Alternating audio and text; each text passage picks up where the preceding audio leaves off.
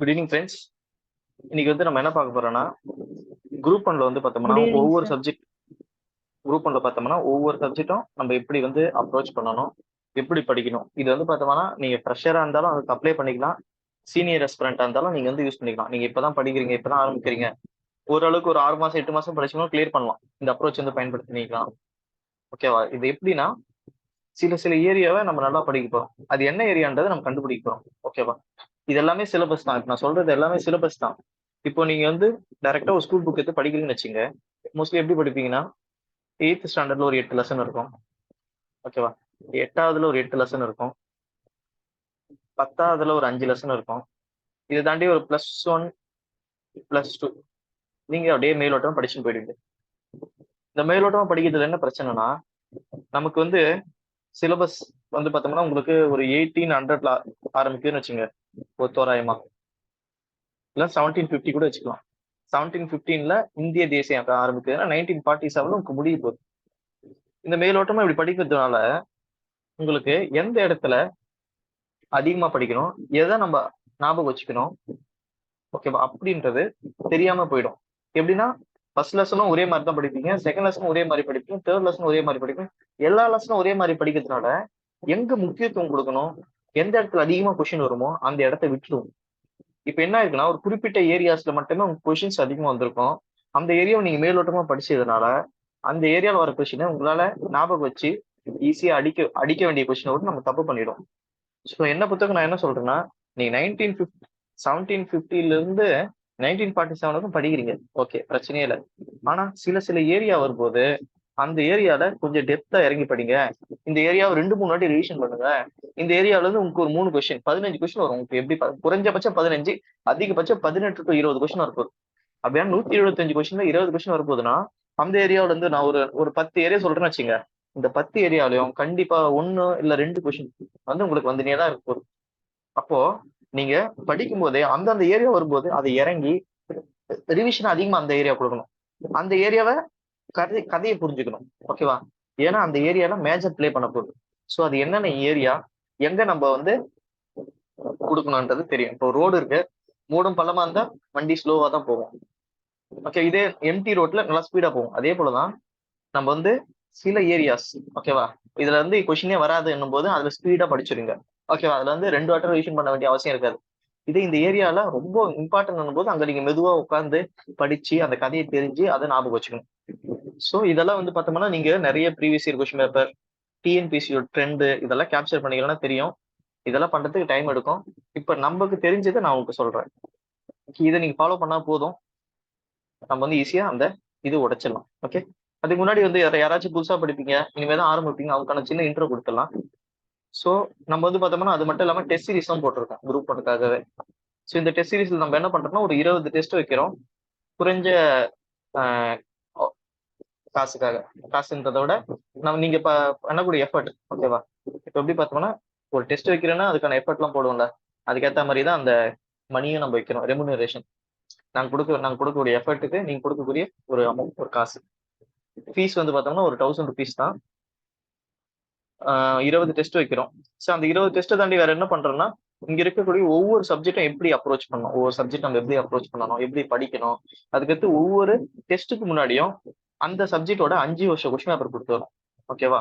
இப்போ உங்களுக்கு வந்து மாடர்ன் ஹிஸ்டரி டெஸ்ட்னா 5 வருஷம் கொஸ்டின் பேப்பர் கொடுத்துருவாங்க. ஏன்ஷியன்ட் ஹிஸ்டரி டெஸ்ட்னா 5 வருஷம் கொஸ்டின் பேப்பர் கொடுத்துருவாங்க. அப்ப அந்த கொஸ்டின் பேப்பரை நீங்க பார்க்கும்போது உங்களுக்கு கிளியரா ஐடியா வரும். அதே போல அந்த ஐடியாக்காக பார்த்தோம்னா அந்த 5 வருஷம் கொஸ்டின் பேப்பர்ல உங்களுக்கு என்ன புரியுன்றது நம்மளும் ஒரு கிளாஸ் எடுத்துருவோம். டெஸ்ட் முடிச்ச உடனே பார்த்தோம்னா உங்களுக்கு ஒரு கிளாஸ் வந்து நடத்திடுவாங்க, இந்த டெஸ்ட் நீங்க எப்படி அப்ரோச் பண்ணலான்னு.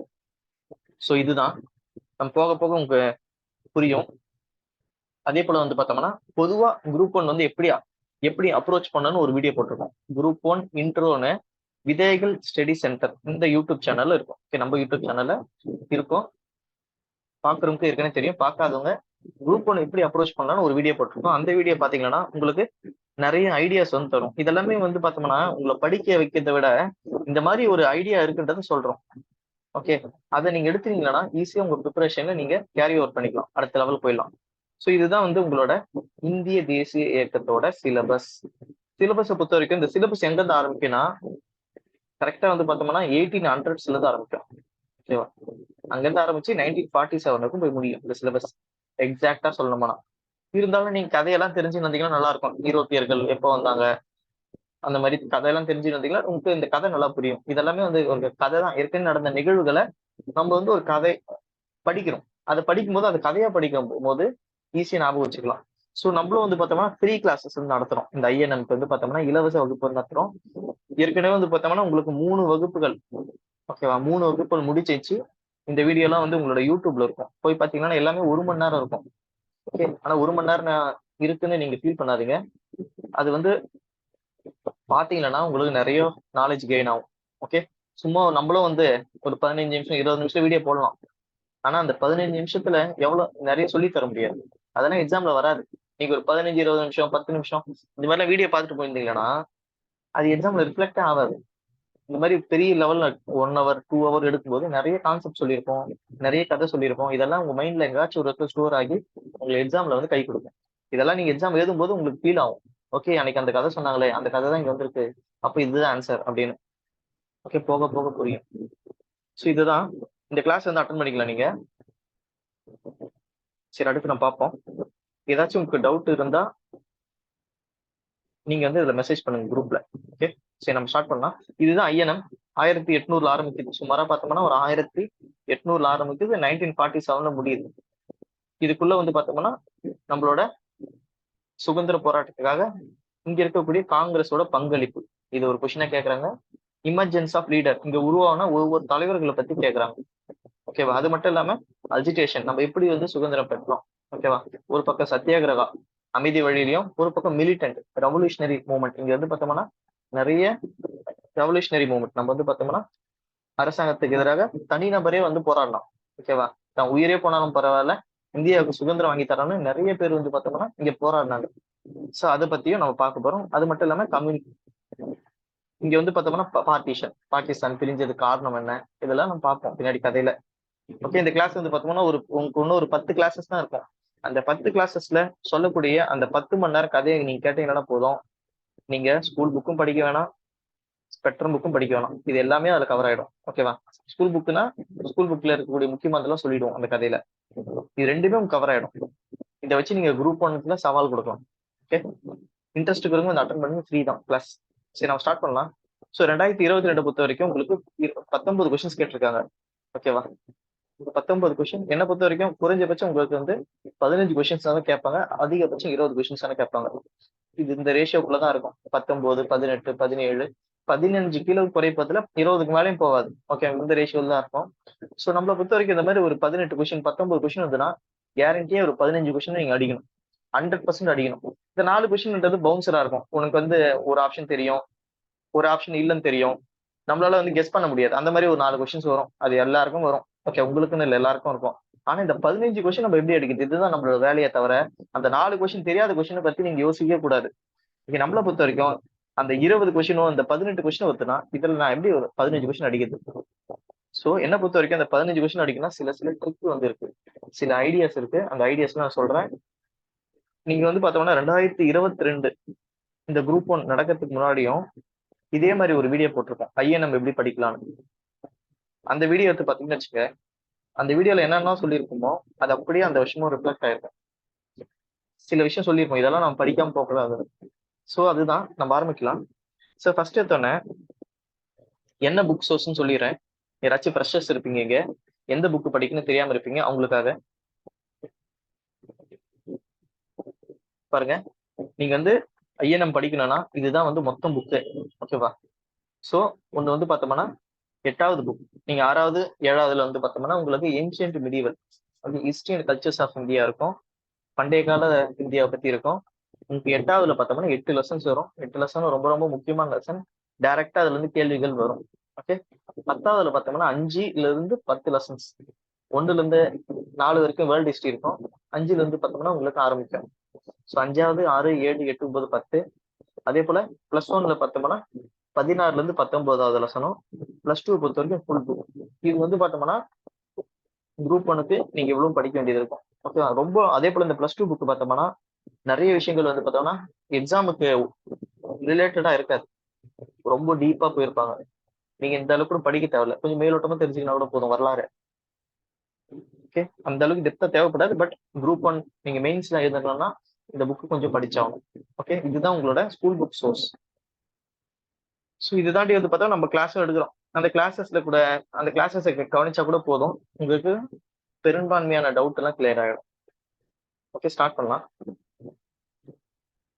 நம்ம அந்த கதையை வந்து இங்க ஃபாலோ பண்ணா போதும்.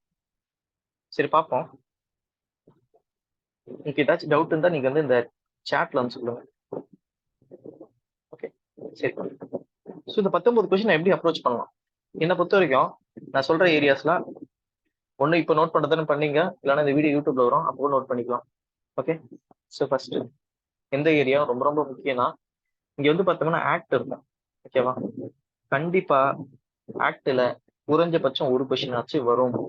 ஸோ என்னென்ன ஆக்ட்லாம் இருக்கு அப்படி பார்த்தோன்னு வச்சுக்க, எல்லாமே நீங்க படிச்சு வச்சுக்கணும். ஃபர்ஸ்ட் எடுத்தோன்னா ரெகுலேட்டிங் ஆக்ட் 1773 வித் இந்திய ஆக்ட் 1784, சார்ட்டர் ஆக்ட் அப்படின்னு எடுத்தீங்கன்னா உங்களுக்கு வந்து 1793, 1883, 1833, 1853, இந்த 3 ஆக்ட் வரும். இது தாண்டி வந்து பார்த்தோம்னா இந்தியன் கவுன்சில் ஆக்ட் 1861. அதுக்கடுத்து வந்து பார்த்தோம்னா முக்கியமானது பார்த்தோம்னா இந்தியன் கவுன்சில் ஆக்ட் 1894. அதுக்கடுத்து Indian council act or government of India act 1909, திருப்பி 1919, 1935, லாஸ்டா 1947. இவ்வளவுதான் ஆக்ட். இந்த ஆக்ட்ல இருந்து குறைஞ்சபட்சம் உங்களுக்கு ஒரு கொஸ்டினோ அதிகபட்சம் 3 கொஸ்டினோ கேட்பாங்க. சோ நம்ம 15 கொஸ்டின் இருக்கிறது நம்ம தெரிஞ்சிச்சு. 15 கொஸ்டின் நம்ம போட்டு ஆகணும்னு எங்கெங்கயோ போய் ஸ்கூல் புக் படிக்கிறத விட, அதே போல இந்த ஆக்ட்ல உங்களுக்கு ஸ்கூல் புக்ல கவர் ஆயிருக்காது. நோட் பண்ணுங்க, இந்த ஆக்ட் எதுவுமே உங்களுக்கு ஸ்கூல் புக்ல பெருசா கவர் ஆயிருக்காது. ஏதோ ஒரு மெட்டீரியல், ஏதோ ஒரு குரூப் 1 மெட்டீரியலோ இல்ல ஏதாச்சும் ஒரு ஸ்பெக்ட்ரம் புக்கோ ஏதாச்சும் வேற ஏதாவது நீங்க வந்து ரெஃபர் பண்ணணும். இந்த ஆக்ட் இங்க சட்டங்கள் வந்து போட்டாங்க. இந்தியாவில் வந்து ஆட்சி பண்றதுக்காக ஆங்கிலேயர் போட்ட சட்டங்கள் வந்து பார்த்தோம்னா ரொம்ப ரொம்ப முக்கியம். இதுல இருந்து எப்பவுமே கேள்விகள் வந்துனே இருக்கும். ஓகேவா? சோ அதனால என்ன பண்றீங்கன்னா இந்த ஆக்ட் எல்லாம் தெளிவா படிங்க. ஒரு ஆக்டுக்கு வேற வேற பேர் இருக்கும். ஃபார் எக்ஸாம்பிள் செயின்ட் எலினா ஆக்ட்னு சொல்லுவாங்க. செயின்ட் எலினா ஆக்ட் அப்படின்னா என்ன தெரிஞ்சு வச்சுக்கணும். இந்த மாதிரி வேற வேற பெயர்கள் இருக்கும். ஓகேவா? அந்த ஆக்ட்ல என்ன சொல்றாங்க, ரெகுலேட்டிங் ஆக்ட்ல என்ன சொல்றாங்க, வித் இந்தியா ஆக்ட்ல என்ன சொல்றாங்க, சார்ட்டர் ஆக்ட்ல என்ன சொல்றாங்க, இப்படி கொஸ்டின் வரும். மோஸ்ட்லி வந்து பார்த்தா இல்லைன்னா அந்த ஆக்ட்ல சொன்னது கொஸ்டின் கேட்பாங்க. எந்த ஆக்ட்ல 1,00,000 ரூபாய் தரேன்னு சொன்னாங்க எஜுகேஷனுக்காக, அப்படி கொஸ்டின் கேட்பாங்க. எந்த ஆக்ட்ல இங்க இருக்கக்கூடிய ட்ரேட் மோனோபொலி எல்லாம் கேன்சல் பண்ணிட்டாங்க, எந்த ஆக்ட்ல சிவில் சர்வீஸ் இந்தியன் சிவில் சர்வீஸை பத்தி கொண்டு வரலாம் அப்படின்னு சொன்னாங்க. இந்த மாதிரி அந்த ஆக்டை வந்து மென்ஷன் பண்ணி கேட்பாங்க.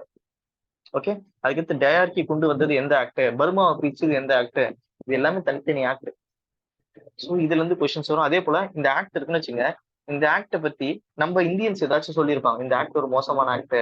இந்த ஆக்ட் வந்து பார்த்தோம்னா மோஸ்ட்லி சில முக்கியமான லீடர்ஸ், காந்தி, நேரு, இங்க இருக்கக்கூடிய சுபாஷ் சந்திர போஸ், அந்த முக்கியமான லீடர்ஸ் ஏதாச்சும் அந்த ஆக்டை பத்தி எதனா சொல்லியிருப்பாங்களா, அதெல்லாம் தெரிஞ்சு வச்சுங்க. இதெல்லாம் உதவும். ஓகே, ஸோ இதுதான் முதல் கொஸ்டின். இதுல இருந்து கேள்விகள் கேட்பாங்க. உங்களுக்கு ப்ரூஃப் ஒன்றுனா நீங்க பழைய கொஸ்டின் எந்த கொஸ்டின் பேப்பரும் எடுத்து பாருங்க, ஆக்டை பத்தி ஒரு கொஸ்டின்ஸ் இருக்கும், பார்ப்போம். ஸோ இதுதான் வந்து ஃபர்ஸ்ட் கொஸ்டின். இது வந்து பார்த்தோம்னா ஆக்டை பத்தி தான் இருக்கு. சிம்பிளா உங்களால ஆன்சரே தெரியலன்னு கெஸ் பண்ணலாம். நல்லா பாருங்க. Which of the following act described by the Nehru as a charter of slavery? கீழ்காணும் சட்டங்களில் அடிமை பட்டயம் என்று ஜவஹர்லால் நேரு கூறியது. பாருங்க, சிம்பிள். பதிலே தெளிவாக நான் பதில் எடுக்கிறேன் பாருங்க. நேரு. ஓகேவா? நேரு பொறுத்த வரைக்கும் நேருவோட வரலாறு நீங்க தெரிஞ்சு வச்சீங்கன்னா, அவர் முதல்ல ஃப்ரீடம் ஸ்ட்ரகிளுக்கு எப்போ வர்றாருன்னா ஹோம் ரூல் லீக், அப்பதான் வர்றாரு. ஓகேவா? ஹோம் ரூல் லீக்ல தான் வர்றாரு. தமிழ்ல என்ன சொல்லுவாங்க ஹோம் ரூல் லீக்? ஏதாச்சும் சொல்லுங்க, தமிழ் என்ன சொல்லுவாங்க?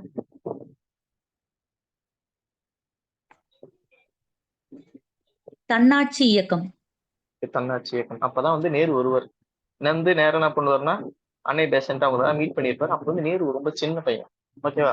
காங்கிரஸ்ல வந்து இணைஞ்சிருக்க மாட்டாரு, ரொம்ப ரொம்ப சின்ன பையன். அப்போ நேரு வந்து ஒரு சட்டத்தை என்ன சொல்றாருன்னா அடிமைகளின் சட்டம் சொல்றாருன்னா, அப்போ நேரு வந்து ஓரளவுக்கு பெரிய ஆளா தான் இருக்கும் அந்த டைம்ல.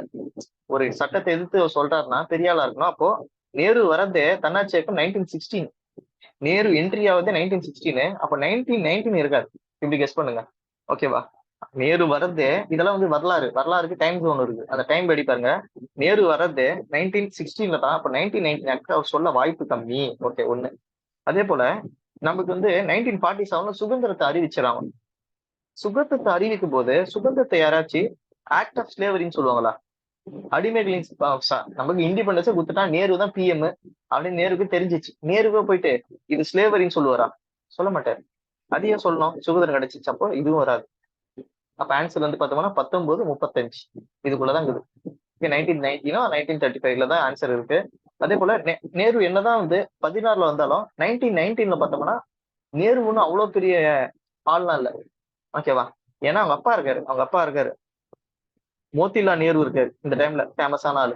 அவங்க அப்பா இருக்கும்போது நேரு வந்து பார்த்தா ஜஸ்ட் ஒரு புதிய லீடர். ஒரு யாராருன்னா நேரு, சுபாஷ் சந்திர போஸ், ஜின்னா இவங்க எல்லாம் பார்த்தோம்னா ஒரு எமர்ஜிங் லீடர். 1920 இவங்களோட பேச்சு எல்லாம் வராது. அந்த டைம்ல காந்தியோட பேச்சு தான் வரும். ஓகே, முதல்ல நேருவோட பேச்சு எப்ப வரும்னா 1929. அப்பதான் வந்து பார்த்தோம்னா நேரு வந்து தலைவரா மாறி இருப்பாரு. அதுக்கும் பார்த்தோம்னா அவங்க அப்பாவோட சிபாரிசு பின்னாடி படிப்போம் நம்ம கதையில. அவங்க அப்பா வந்து சொல்லியிருப்பாரு, என் பையனை வந்து ஒரு வட்டம் காங்கிரஸ் தலைவரா பார்க்கணும் அப்படின்னு மோத்திலால் நேருவோட ஆசை இருக்கும். அதுக்காக தான் வந்து பார்த்தோம்னா சின்ன வயசுலயே நேரு வந்து ஐஎன்சியோட தலைவரா 1929 வந்திருப்பாரு. ஓகேவா? அப்போ இது வரைக்கும் அப்போ நேரு வந்து ஒரு சட்டத்தை சொல்றாருன்னா கண்டிப்பா 1919 இருக்க வாய்ப்பு இல்லை. ஏன்னா அப்பவும் ஒரு சின்னவர் தான். ஆனா 1935 பார்த்தோம்னு வச்சுங்க, அதுக்குள்ளேயே வந்து பார்த்தோம்னா நேரு காங்கிரஸோட தலைவரா மாறிடுறாரு. நேரு வந்து பார்த்தோம்னா நேரு காங்கிரஸ்க்கு வந்து கிட்டத்தட்ட ஒரு 15 வருஷம் ஆகுது.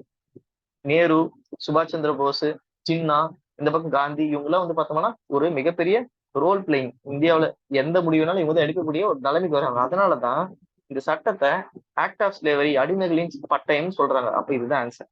சோ இப்படிதான் நீங்க பதிலே தெரியலனா கூட அந்த டைம் லைனை வச்சு ஆன்சர் வந்து கண்டுபிடிக்கணும். ஓகே, இது தப்பாவும் ஆகலாம். ஆனா நீங்க பண்ணக்கூடிய கெஸ் சும்மா ஏ பி அப்படி போடதை விட்டு ஸ்மார்ட்டா கெஸ் பண்ணுங்க.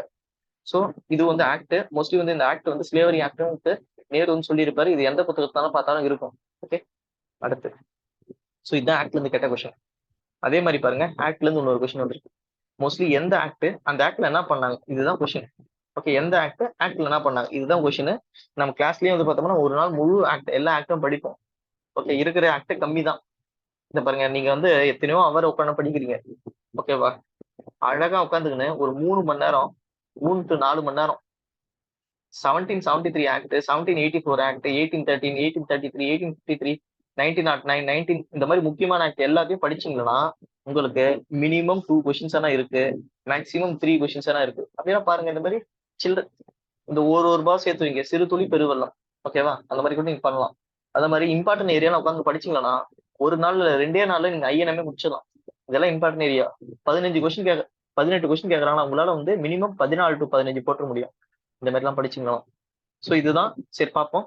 சோ இதுலயும் பாருங்க ஆக்ட் கேட்கலாம். பிக் இந்த ஆக்ட்ல என்ன சொன்னாங்க? 1813, 1833, 1861. இப்ப எல்லாருக்குமே தெரியும் 1833. ஓகே, 1833ல என்ன இருக்கும்? கவர்னர் ஜெனரல் வந்து கவர்னர் ஜெனரல் ஆஃப் இந்தியாவை மாத்திருப்பாங்க. நம்ம கிளாஸ்ல பார்த்தோம், ஞாபகம் இருக்குங்களா? William Bentinck. சோ வந்து பார்த்தோம்னா சி வந்து 2. சோ C2 அது மட்டும் எனக்கு தெரியுதுன்னு வச்சுங்க. C2 நான் கூட அப்போ ஒரு ஆப்ஷன் உங்களுக்கு காலி ஆயிடுச்சு. ஓகேவா? அதுக்கடுத்து இந்த டீ காஃபி எல்லாம் வந்து மோனோபோலி எப்ப பறிச்சாங்க? இந்த சார்ட் ட்ராக்ல பண்ணிருப்பாங்க. அப்போ வந்து B வந்து 4. சோ ஆன்சர் வந்துச்சு எனக்கு C2 B4. சோ இவ்வளவு சிம்பிள். ஆக்ட தெரிஞ்சுக்கணும்னா போதும். அட்லீஸ்ட் முக்கியமான ஆக்டான்னு படிச்சிடணும். உங்களால இந்த கவுன்சில் ஆக்ட் படிக்க முடியல நான் கூட பிரச்சனை இல்லை, முக்கியமான ஆக்ட் எல்லாத்தையும் படிச்சிருங்க. முக்கியமான ஆக்ட் எதுனா ரெகுலேட்டிங் ஆக்ட் 1773, ஃபிஃப்த் ஆக்ட் 1784, அதுக்கடுத்து சார்ட்டர் ஆக்ட் 1813, 1833, 1853. இதோட நீங்க நேரம் இதுக்கு போயிடலாம். 1894 கவுன்சில் ஆக்ட் ஒன்று வரும். ஏன்னா அதெல்லாம் முதல்ல பட்ஜெட்ன்றதை வந்து சொல்லியிருப்பாங்க, அந்த வார்த்தையை யூஸ் பண்ணியிருப்பாங்க. அதுக்கடுத்து 1909 மார்லே மின்டோ ஆக்ட் அது. அதுக்கடுத்து செம்போர்ட் 1919 ஆக்ட், 1935 ஆக்ட், 1947 ஆக்ட். அவ்வளவுதான் ஆக்ட். இது படிக்கிறது எவ்வளவு நேரம்? எனக்கு தெரிஞ்சு ஒரு 3 மணி நேரமே அதிகம். சப்போஸ் படிக்க முடியா, நம்ம கிளாஸ் தவிர 1 மணி நேரம் கிளாஸ், அந்த கிளாஸ் அட்டன் பண்ணுங்க, 2 மார்க் ரெடி. ஓகே, ஸோ இதுதான் சிம்பிளான அப்ரோச். இந்த மாதிரி படிச்சீங்கன்னா ஈஸியா வந்து 1 to 2 டேஸ்ல ஐஎன்எம் முடிச்சு அதுக்கேற்ற 15 மார்க் வாங்கிடலாம். ஸோ ஃபர்ஸ்ட் கொஸ்டின் முடிஞ்சிச்சு. ஆக்ட்ல இருந்து 2 கொஸ்டின் உங்களுக்கு. ஓகேவா? அடுத்து வேற என்ன கேட்கறாங்க? இதுல வந்து பார்த்தோம்னா இயர்லி அப்ரைசிங் இதை கொடுத்துட்டாங்க பாருங்க.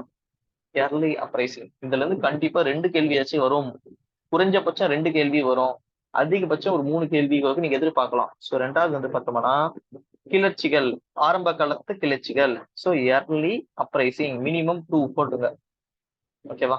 சரி பார்ப்போமா? மினிமம் 2 பாருங்க. இயர்லி அப்ரைசிங் என்னென்ன தெரிஞ்சுக்கணும்? ஆல்ரெடி நான் சொன்னதுதான். போன கிளாஸ்ல சொன்னேன், இந்த கிளாஸ்ல சொல்றேன். அடுத்த கிளாஸ்க்கு நீங்க எப்ப கேட்டாலும் இதான் சொல்லுவேன்.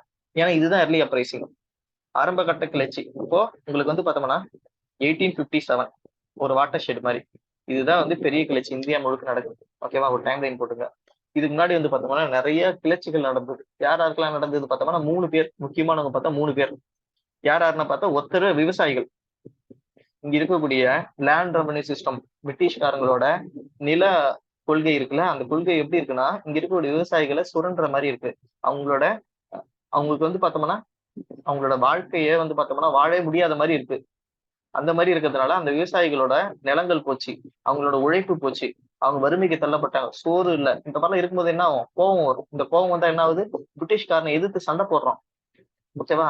அவன் வந்து சின்னதா இருக்கலாம், ஒரு சின்ன ஊரா இருக்கலாம், ஒரு 10 பேரா இருக்கலாம், 20 பேரா இருக்கலாம். அவனும் பார்த்தோம்னா அந்த ஆங்கிலேயரை எதிர்த்து சண்டை போடுறான். இதுதான் வந்து பார்த்தோம்னா பீசன்ட் அப்ரைசிங். பீசன்ட் விவசாயிகள் கிளர்ச்சி.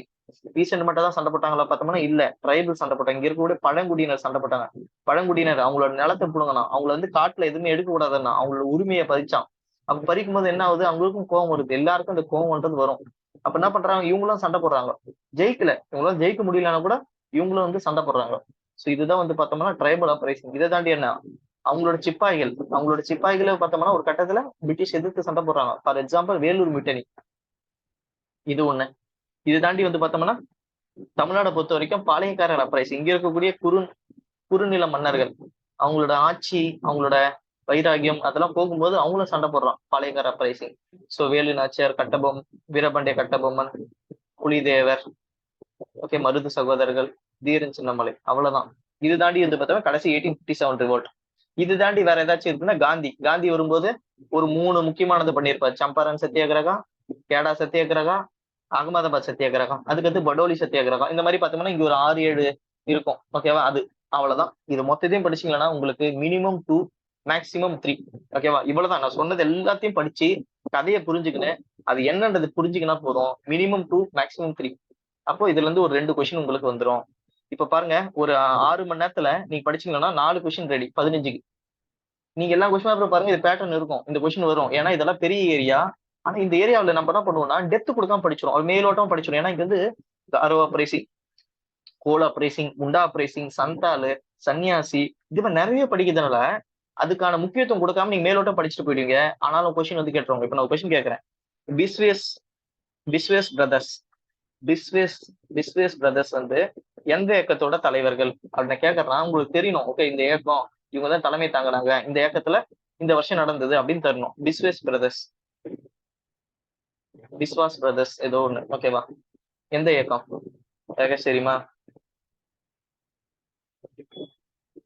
அந்த மாதிரி எல்லாமே தெரியணும் உங்களுக்கு. ஓகேவா? இண்டிகோ ரிவோல்ட் தலைமை தாங்கி இருப்பாங்க. பிரிஸ்ஸா முண்டா எந்த இயக்கம் தெரியணும். ஏன் பிரிஸ்ஸா முண்டா சண்டை போட்டாருன்னு தெரியணும். ஓகேவா? சந்தால் ட்ரைப் எதனால சண்டை போட்டாங்க உங்களுக்கு தெரியணும். அவங்க என்ன ஆச்சுன்றது தெரியணும். ஓகேவா? இதெல்லாம் ஊர்ல அந்த காலத்திலேயே பிரிட்டிஷ் எடுத்து சண்டை போட்டுருக்காங்க. அவங்க ஏன் சண்டை போட்டாங்க, அவங்க என்ன ஆச்சு அப்படின்றதுலாம் தெரிஞ்சுக்கணும்னா ரொம்ப ரொம்ப ஈஸியா முடிஞ்சிடும். ஸோ இது வந்து பார்த்தோம்னா ஒரு ஸ்கூல் புக் கொஸ்டின் தான். ஓகே, ஸ்கூல் புக்லயும் கவர் ஆயிருக்கும். 8th ஸ்டாண்டர்ட் 8 + 2 இங்கெல்லாம் உங்களுக்கு இதெல்லாம் கவர் ஆயிருக்கும். +1 +2 ஞாபகம் இல்லை. ஸோ மோஸ்ட்லி பாருங்க, இந்த ட்ரைபிளை பத்தி கேட்கறாங்க. அந்த ட்ரைபிளுக்கு கொடுக்கப்பட்ட நிலத்தோட பேர். ஸோ இதெல்லாம் இங்கேயே இருக்கும், ஸ்கூல் புக்லயே இருக்கும். ப்ளஸ் நம்ம கிளாஸ்ல நடத்தும். இதெல்லாம் ரொம்ப ரொம்ப முக்கியமானது. ஓகேவா? தின் கோல் அப்படின்னு சொல்லுவாங்க. அப்படின்னா என்னன்றதை நம்ம படிப்போம் பின்னாடி. ஓகேவா? ஸோ கோல், காரோ அப்ரைசிங், முக்கியமான அப்ரைசிங் எல்லாத்தையும் நம்ம படிச்சிருவோம். அது எல்லாமே கவலை இல்லை. ஸோ இதெல்லாம் கேட்பாங்க. அடுத்து பாருங்க, மறுபடியும் எர்லி அப்ரைசிங். நான் சொல்லல, எர்லி அப்ரைசிங் ரொம்ப ரொம்ப முக்கியம், ரொம்ப ரொம்ப இம்பார்ட்டன்ட். எதுவும் கேள்வி வந்துனே இருக்கும். நம்ம எல்லாமே ஒரே எக்ஸாமோட கொஸ்டின் தான் பாக்குறோம். எல்லா எக்ஸாம்ல 2022 மட்டும் தான் பாக்குறோம். இங்கேயும் வந்து ஒரு எர்லி அப்ரைசிங். ஸோ இந்த எர்லி அப்ரைசிங் பாக்குறோம். நேற்று வந்து ஒரு ஃப்ளோல நான் தப்பா சொல்லிட்டேன். திருச்சிராப்பள்ளி ப்ரொக்ளமேஷன், ஏதோ ஒரு ஞாபகத்துல திருச்செந்தூர் சொல்லிட்டேன், சாரி. அதை நேற்று நான் வீடியோ பார்க்கும்போது தான் ரியலைஸ் பண்ணேன். ஸோ திருச்சிராப்பள்ளி ப்ரொக்ளமேஷனா என்ன? திருச்சிராப்பள்ளினா ஒன்றும் இல்லை, இங்க இருக்கக்கூடிய மருது சகோதரர்கள் பிரிட்டிஷ் எடுத்து சண்டை போட்டிருப்பாங்க. அந்த டைம்ல வந்து பார்த்தோம்னா ஒரு படை திரட்டி இருப்பாங்க. அந்த படை திரட்டும் போது பிரிட்டிஷ் நாங்க எதிர்க்கிறோம் அப்படின்னு அந்த போஸ்டர் எல்லாம் ஒட்டிருப்பாங்க. அவங்க வந்து அறிக்கை விட்டுருப்பாங்க. திருச்சிராப்பள்ளி அறிக்கை, அந்த அறிக்கை வந்து சொல்லியிருப்பாங்க. ஓகே, சோ அது வந்து அதுதான் திருச்சிராப்பள்ளி ப்ரொக்ளமேஷன். ஆனாலும் என்ன ஆகும், கடைசியில அண்ணன் தம்பி 2 பேருமே வந்து பார்த்தோம்னா தூக்குல போட்டுருவாங்க. ஓகேவா, கடைசி அது நம்ம எல்லாம் இது பின்னாடி படிப்போம், இந்த சென்டிமெண்டல் கதெல்லாம் என்னாச்சுன்றதுதான். இதெல்லாம் ஒரு வாட்டி நீங்க கதை மாதிரி கேட்டீங்கன்னா ஞாபகம் வந்துடும். ஓகே, சோ 2 ஓகேவா, சாரி ஒரு கொஸ்டின் தப்பிச்சு. சோ இது 2 தான் அடிக்கடி வந்து இந்த 2 கொஸ்டின்ஸ் இதுல இருந்து கேட்டிருக்காங்க. சரி, ஓகே, ஆல்ரெடி பார்த்தோம் ஆக்ட்ல 2, எர்லி அப்ரைசிங்ல 2. அடுத்து வேற என்ன கொஸ்டின்ஸ் அதிகமா கேட்பாங்க அப்படி பார்த்தோம்னா, அடுத்து ஒரு கொஸ்டின் ஏரியா, ஆனா கம்மியான ஏரியா தான். ஒரு கொஸ்டின் பொலிட்டிக்கல் ஆர்கனைசேஷன். ஓகேவா, பொலிட்டிக்கல் ஆர்கனைசேஷன் குறைஞ்சபட்சம் 1, அதிகபட்சம் 2. இதெல்லாம் பாருங்க, இந்த பொலிட்டிக்கல் ஆர்கனைசேஷன் எப்பவுமே கேள்வியே வரும். என்ன பொலிட்டிக்கல் ஆர்கனைசேஷன்னா, இப்போ நம்ம ஆளுங்களுக்கு வந்து படிப்பறிவு வந்துச்சு. ஓகேவா, எப்போ 1813 வந்து பார்த்தோம்னா 1,00,000 ரூபா கொடுத்தாங்க. அதுக்கடுத்து வந்து பார்த்தோம்னா இங்கிலீஷ் எஜுகேஷன் தான் கொடுக்கணும்னு மெக்கலே சொன்னாரு. அதுக்கடுத்து நிறைய ஸ்கூல்ஸ் காலேஜஸ் 1853 வந்து பார்த்தோம்னா உங்களுக்கு இந்தியா முழுக்க கல்வின்றது சமமா இருக்கணும் அப்படின்னு வுட் டிஸ்பேட்ச் எல்லாம் சொன்னார். இதெல்லாம் நம்ம கதை பார்த்தோம் இங்கிலீஷ் எஜுகேஷன் டெவலப்மெண்ட்ல. அந்த மாதிரி டைம்ல என்ன ஆச்சுன்னா நிறைய பொலிட்டிக்கல் ஆர்கனைசேஷன் அங்கங்க பார்த்தோம்னா நிறைய கட்சின்றதை விட பொலிட்டிக்கல் ஆர்கனைசேஷன் அமைப்புகள் உருவாகுது. மொத்தமே பார்த்தோம்னா ஒரு 8 அமைப்பு தான். இந்த 8 அமைப்பை தெளிவா கிளியரா படிச்சீங்கன்னா உங்களுக்கு 1 மார்க் ரெடி. ஓகேவா, அந்த 8 அமைப்பு தான். அது ஒண்ணு. அது மட்டும் இல்லாம இங்க வந்து சில கட்சிகள் ஆரம்பிச்சிருப்பாங்க. எப்பன்னா காங்கிரஸ்லாம் வந்தவங்க, இதெல்லாம் காங்கிரஸ் வரதுக்கு முன்னாடி பாருங்க. அது கதைனா நான் இப்ப சொன்னா லேட் ஆகும். ஓகேவா, கதை இது ஏன் ஆரம்பிச்சாங்க, அதுக்கடுத்து ஏன் காங்கிரஸ் வந்ததுலாம் லேட் ஆகும். ஜஸ்ட் இதுக்கு முன்னாடி ஒரு 8 ஆர்கனைசேஷன் இருக்கும், சின்ன சின்னதா ஊர், அந்தந்த ஊர்ல இருக்கும். அதெல்லாம் ஒண்ணு சேர்த்ததுதான் காங்கிரஸ். காங்கிரஸ் வந்தோடனே இங்க நிறைய கட்சிகள் ஆரம்பிச்சிருப்பாங்க ஒவ்வொருத்தரும். இது இது எல்லாத்தையும் நீங்க படிச்சீங்கன்னா போதும், clear. Okay, for example 2 mark confirm, குறைஞ்சபட்சம் 1 மார்க். அதுக்கு எவ்வளவு நேரம் ஆகும் பாருங்க, நான் காட்டுறேன். இது எவ்வளவு நேரம் ஆகும் பாருங்க இதை படிக்கிறதுக்கு. ஒண்ணுமே இருக்காது. ஒரு நிமிஷம், இது நம்ம மெட்டீரியல் தான். இதெல்லாம் நம்ம கம்பைல் பண்ணிக்க. இப்ப நான் சொன்னதெல்லாம் வந்து பார்த்தோம்னா அப்படியே மெட்டீரியலா போட்டோம் இப்போ போன குரூப் 2க்கு. ஸோ அதுதான் காட்டுறேன்னு பாருங்க. ஜஸ்ட்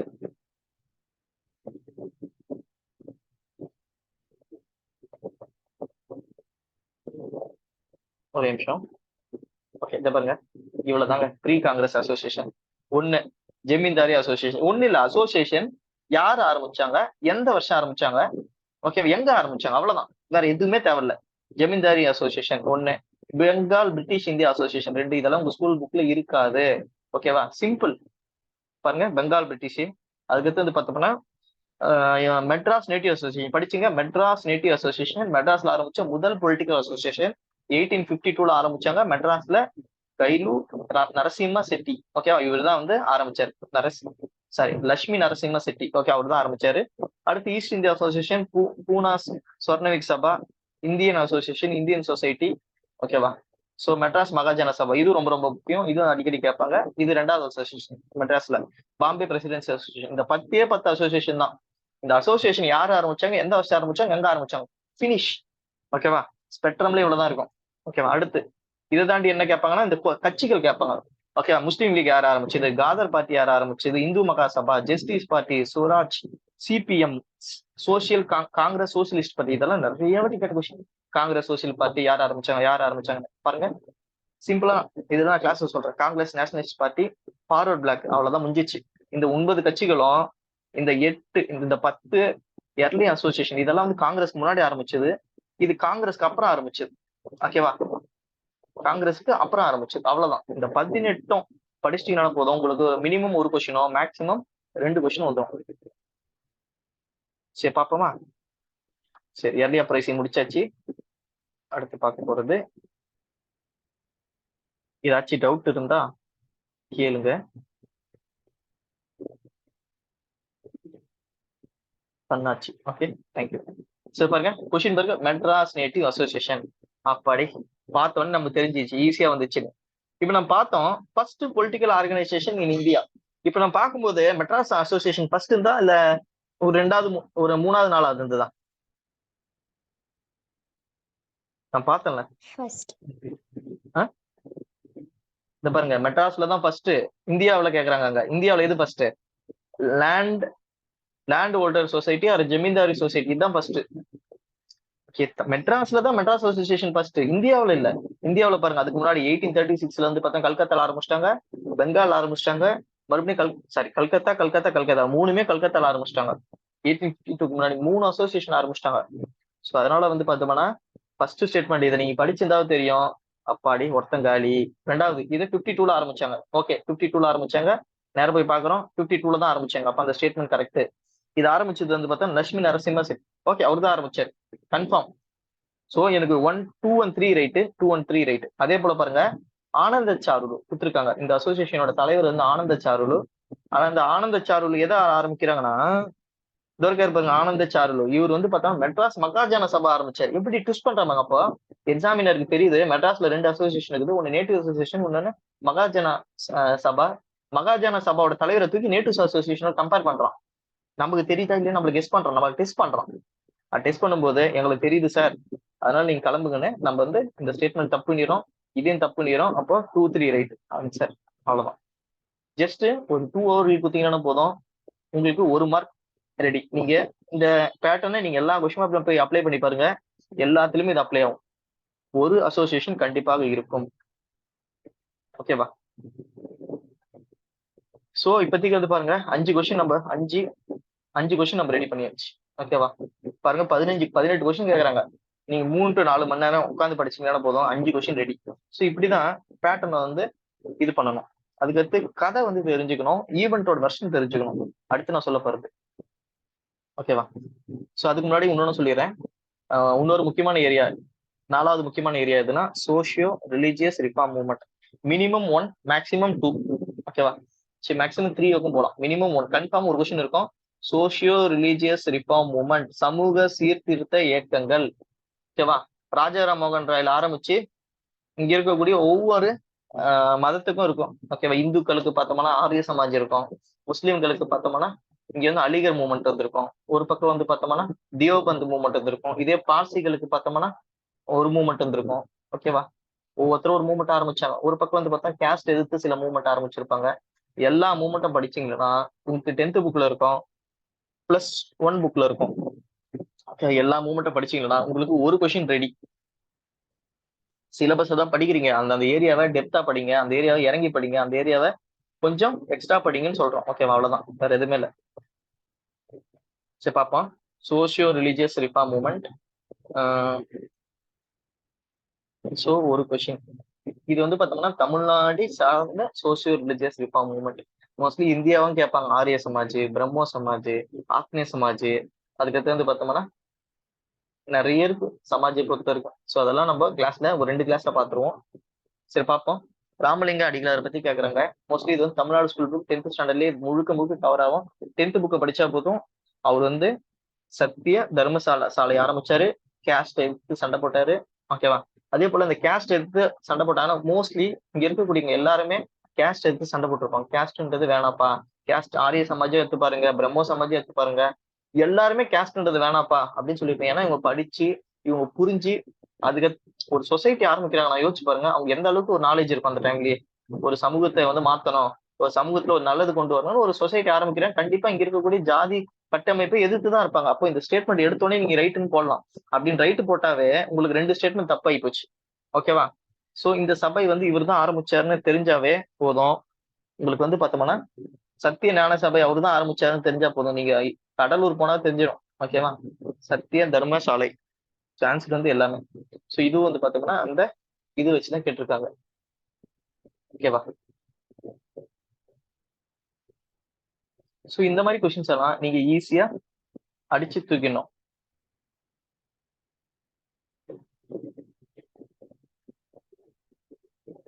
சரி அடுத்து நியூஸ் பேப்பர். நான் எப்படின்னா எல்லாத்துக்கும் மார்க்கா சொல்லுக்கிறேன். நியூஸ் பேப்பர் அண்ட் புக் அடுத்து நான் பார்க்க போது வந்து பார்த்தோம்னா நியூஸ் பேப்பர் அண்ட் புக் இதெல்லாம் வந்து பார்த்தா தனித்தனியா இருக்கும், கதையோட எல்லாம் கூட கொஞ்சம் தள்ளி இருக்கும். News paper and book. So 5வது. ஓகேவா? 5வது பொறுத்த வரைக்கும் நியூஸ் பேப்பர் அல்லது புத்தகம். இங்க வந்து பார்த்தோம்னா நம்ம சுதந்திர போராட்டத்துல வந்து பார்த்தோம்னா நிறைய நியூஸ் பேப்பர்ஸ், நிறைய புத்தகங்கள் வந்து இருக்கும். ஓகேவா? ஃபார் எக்ஸாம்பிள் நான் காட்டிடுறேன் என்னென்ன நியூஸ் பேப்பர் என்னென்ன புத்தகம்னு. ஸோ இதுதான் நியூஸ் பேப்பர், இதுதான் புத்தகம். ஓகேவா? இந்த நியூஸ் பேப்பர்ல நீங்க படிச்சிட்டீங்கன்னா போதும், ரொம்ப ரொம்ப அடிச்சு தூக்கிட்டு போயினே இருக்கும். இதெல்லாம் உங்க ஸ்கூல் புக்ல இருக்காது. ஏதாச்சும் நோட்ஸோ எங்கன்னா நம்ம கிளாஸ் வந்தா கூட கத்துக்கலாம். ஓகேவா? இல்லைன்னா யூடியூப்ல எங்கன்னா சரி உங்களுக்கு எங்க சோர்ஸ் கிடைக்குது அங்க படிச்சுங்க. பாருங்க, பெங்கால் கசெட்டி தான் இந்தியாவோட முதல் news paper. First news paper யார் ஆரம்பிச்சாங்க, எந்த வருஷம் ஆரம்பிச்சாங்க, அவ்வளவுதான். இப்ப தமிழ்நாட்டுல எது ஃபர்ஸ்ட் ஆரம்பிச்சா மெட்ராஸ் கொரியர். இதான் மெட்ராஸோட first news paper. Richard Johnson. இந்த பக்கம் பார்த்தோம்னா ஜேம்ஸ் அகஸ்டின் அக்கி அவர் ஆரம்பிச்சார். அது பெங்கால் அரால்டு யார் ஆரம்பிச்சாங்க. அப்படியே பார்த்துட்டே வரும். அதுக்கு பார்த்தோம்னா முதல்ல தான் வந்து பிரிட்டிஷ்காரன் ஆரம்பிச்சான். ஓகேவா? அதுக்கு எடுத்து பார்த்தா நம்ம ஆளுங்க ஆரம்பிச்சிட்டோம். ஓகே, சாம்வாட் கமுதி நம்ம ராஜாராம் மோகன் ராய் ஆரம்பிச்சாரு. மீரத் அல் அக்பர் ராஜாராம் மோகன் ராய் ஆரம்பிச்சாரு. ராஷ்ட் கப்டர் தாதாபாய் நரோஜி ஆரம்பிச்சிருப்பாரு. ஓகேவா? அப்படியே பார்த்துனே வரும். முக்கியமான நியூஸ் பேப்பர் இதை மறந்து இருந்து விடாதீங்க. ரொம்ப ரொம்ப முக்கியமான நியூஸ் பேப்பர் அமிர்த பஜார் பத்திரிகா. ஓகேவா? இது வந்து மறக்க கூடாது. ரொம்ப ரொம்ப இம்பார்ட்டன்ட் நியூஸ் பேப்பர். டிஎன்பிசி அதிகமா கேட்ட நியூஸ் பேப்பர். ஓகேவா? இதுக்கு ஸ்டோரி எல்லாம் இருக்கு. ஏன் இந்த நியூஸ் பேப்பர் இம்பார்ட்டன்ட்லாம் இதெல்லாம் நம்ம கிளாஸ்ல பார்ப்போம். ஏன்னா அதெல்லாம் சொல்றோம்னா நம்ம இந்த செஷனை முடிக்க முடியாது. ஓகே, பாருங்க அப்படியே பார்த்துனே வாங்க. முக்கியமான நியூஸ் பேப்பர் பாருங்க. New India Annie Besant, commonwealth Annie Besant பண்ணிருப்பாங்க. ஓகேவா? அது தாண்டி வந்து பார்த்தோம்னா புக்கை பொறுத்த வரைக்கும் பார்த்தோம்னா முக்கியமான புத்தகம் மட்டும் வந்து பாருங்க. காந்தி எழுதின book Navjivan, Hindu Suraj, my experiment with Balagangadhar Tilak book, Nehru எழுதின புக்கு, மொலானா அபுல் கலாம் ஆசாத் எழுதின புக்கு, லாலா லஜபத் ராய் எழுதின புக்கு, அன்னில ஆல்ரெடி கேட்டிருக்காங்க டிஎன்பிசில. ஸோ இதுல இருக்கக்கூடிய முக்கியமானவங்களோட எல்லா புத்தகத்தையும் நீங்க படிச்சா போதும். அன்னி பெசன்டோட புக்கு வேக்கப் இந்தியா, அதுக்கடுத்து பகத்சிங்கோட book why I am an atheist, இதெல்லாம் சம புக்கு. ஓகேவா? அதுக்கடுத்து பாருங்க இது ரொம்ப முக்கியம். பட்டுகேஸ்வரர் போரா அவரோட புக்கு பிலாசபி ஆஃப் பாம். அதெல்லாம் வந்து ரொம்ப ரொம்ப முக்கியமான புக்ஸ். சரோஜினி நாயுடு புக்ஸ் இதெல்லாம் நீங்க வந்து படிச்சீங்கன்னா போதும். அம்பேத்கரோட அனிலேஷன் ஆஃப் கேஸ்ட் புக்கு இது தமிழ்ல யார் டிரான்ஸ்லேட் பண்ணாங்க, முக்கியமா தாதாபாய் நரோஜியோட poverty and unBritish rule of India.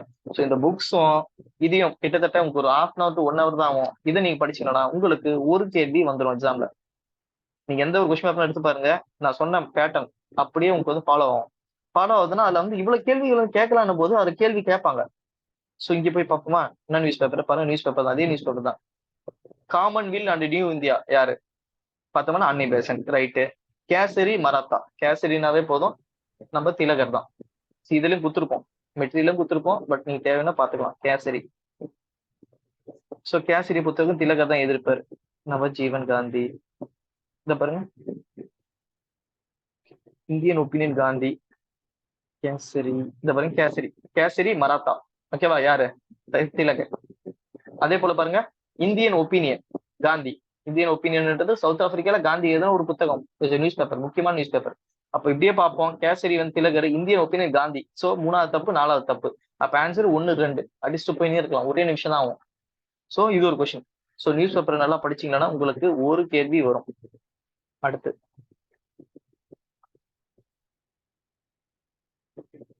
So news paper. இப்ப 5வது பார்த்தது நியூஸ் பேப்பர். அடுத்து வந்து பார்த்தோம்னா நான் சொல்ற ஏரியாஸ்லாம் இம்பார்ட்டன்ட். அடுத்து வந்து பார்த்தோம்னா 6வது என்ன சொல்லுவேன்னா ரெவல்யூஷனரி மூவ்மெண்ட். இங்க வந்து பார்த்தோம்னா நிறைய பேர் வந்து பார்த்தோம்னா தன்னோட இன்னுயிரை வந்து இழந்தாங்க இந்த போராட்டத்துல. ரெவல்யூஷனரி ஓகே, அந்த பிரிட்டிஷோட எதிர்ப்பு போராட்டத்துல வந்து பார்த்தோம்னா நிறைய பேர் இருக்காங்க. ஓகே, ஒரு லிஸ்டே இருக்கு. சும்மா சொல்றதுன்னு வச்சுங்க ஒரு பெருமை. யார் யாரெல்லாம் இருக்காங்க அதெல்லாம் தெரிஞ்சு வச்சுங்கன்னா நம்ம நம்ம நாட்டுக்காக தான் உயிரே இழந்திருக்காங்கன்னா அதை பத்தி தெரிஞ்சுக்கிறது தப்பே இல்லை. தெரிஞ்சுக்கங்க, ரொம்ப ரொம்ப முக்கியம். அதுல இருந்து ஒரு கேள்வியாச்சு வரும். ஓகேவா? இந்த பாருங்க, இந்த ரெவல்யூஷனரி இயக்கம் இந்தியாவில் வந்து பார்த்தோம்னா 2 பேஸா பிரிச்சுக்கலாம். முதல்ல பார்த்தோம்னா இந்த சம்காப்பர் பிரதர்ஸ். ஓகேவா? இதுதான் ரொம்ப ரொம்ப முக்கியம். அவங்கள என்ன பண்ணிருப்பாங்கன்னா அந்த ஊரோட கமிஷனரே போய் கொண்டு இருப்பாங்க. ஓகே, சோ அங்க ஆரம்பிச்சு வந்து பார்த்தோம்னா உங்களுக்கு வந்து Anushilan Samiti, Alipore case, Delhi conspiracy case, இந்த மாதிரி நீங்க ஒவ்வொரு ஊர்லயும் ஒன்று நடந்திருக்கும். இப்ப நம்ம மெட்ராஸ்ல நம்ம ஊர்ல பார்த்தோம்னா வாஞ்சிநாதன் இருக்காருல, அவரு வாஞ்சிநாதன் என்ன பண்ணிருப்பானா கலெக்டர் ஆஷ் வந்து சுட்டிருப்பாரு திருநெல்வேலியில. இந்தியாவுக்கு வெளியில யாரெல்லாம் ரெவல்யூஷனரி மூவ்மெண்ட்ல இருந்தாங்க இதெல்லாம் ரொம்ப ரொம்ப முக்கியம். இதுல இருந்து எப்பவுமே ஒரு கேள்வியாச்சு வரும். ஓகேவா?